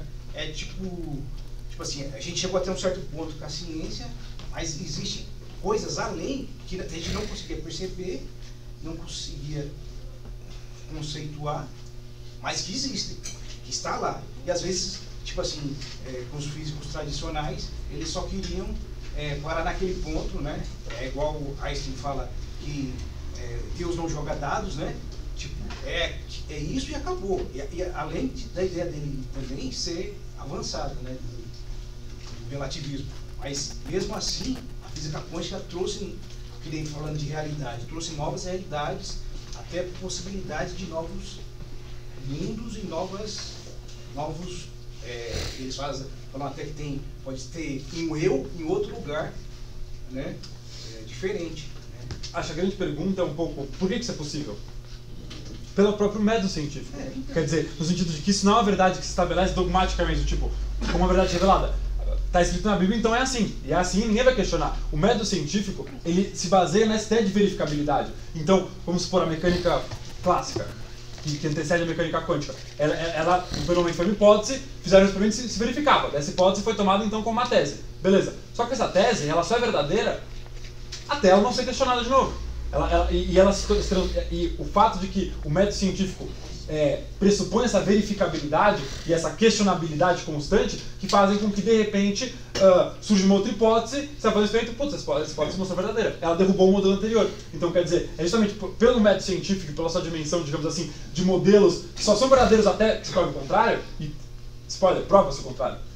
O conhecimento ele vai avançando. E isso é possível porque a gente está dentro desse modelo de conhecimento que não é um modelo, por exemplo, religioso ou nem sequer um modelo meramente lógico, formal. É um modelo que ele está baseado num confronto constante com a experiência. E cada tese científica que é verdadeira, ela é verdadeira até que se prove o contrário, até que coloque. E é nesse sentido que eu falei brincando agora, que fato é uma coisa um pouco positivista. Porque tem muitos quilos de método para produzir um fato. Os fatos existem assim na natureza. E nesse sentido eu diria que talvez o que mais caracteriza a ciência não são fatos, mas são métodos. Eu acho que a ciência tem, que por exemplo a religião não tem, que por exemplo a arte em algum lugar não tem, é essa ideia de método. Eu acho que a força explicativa que a ciência tem para dar conta da realidade é essa ideia de método, entre outras coisas, nesse sentido de que há uma verificabilidade, uma questionabilidade. Então é isso. Uma hipótese que foi provada verdadeira, ela é verdadeira até que se prove o contrário. E o funcionamento da ciência vocês vão tentar provar o contrário. E uma hora, de repente, é um outro modelo que se prova, explica mais coisas, dá conta de mais coisas e refuta o modelo anterior. Mas isso é só possível dentro do método científico. Pressupõe essa... Não, e aí só para assim, arrematar e já preparar para a próxima aula, né, eu já mencionei algumas vezes o texto do Kant, vocês vão notar, ele é um texto...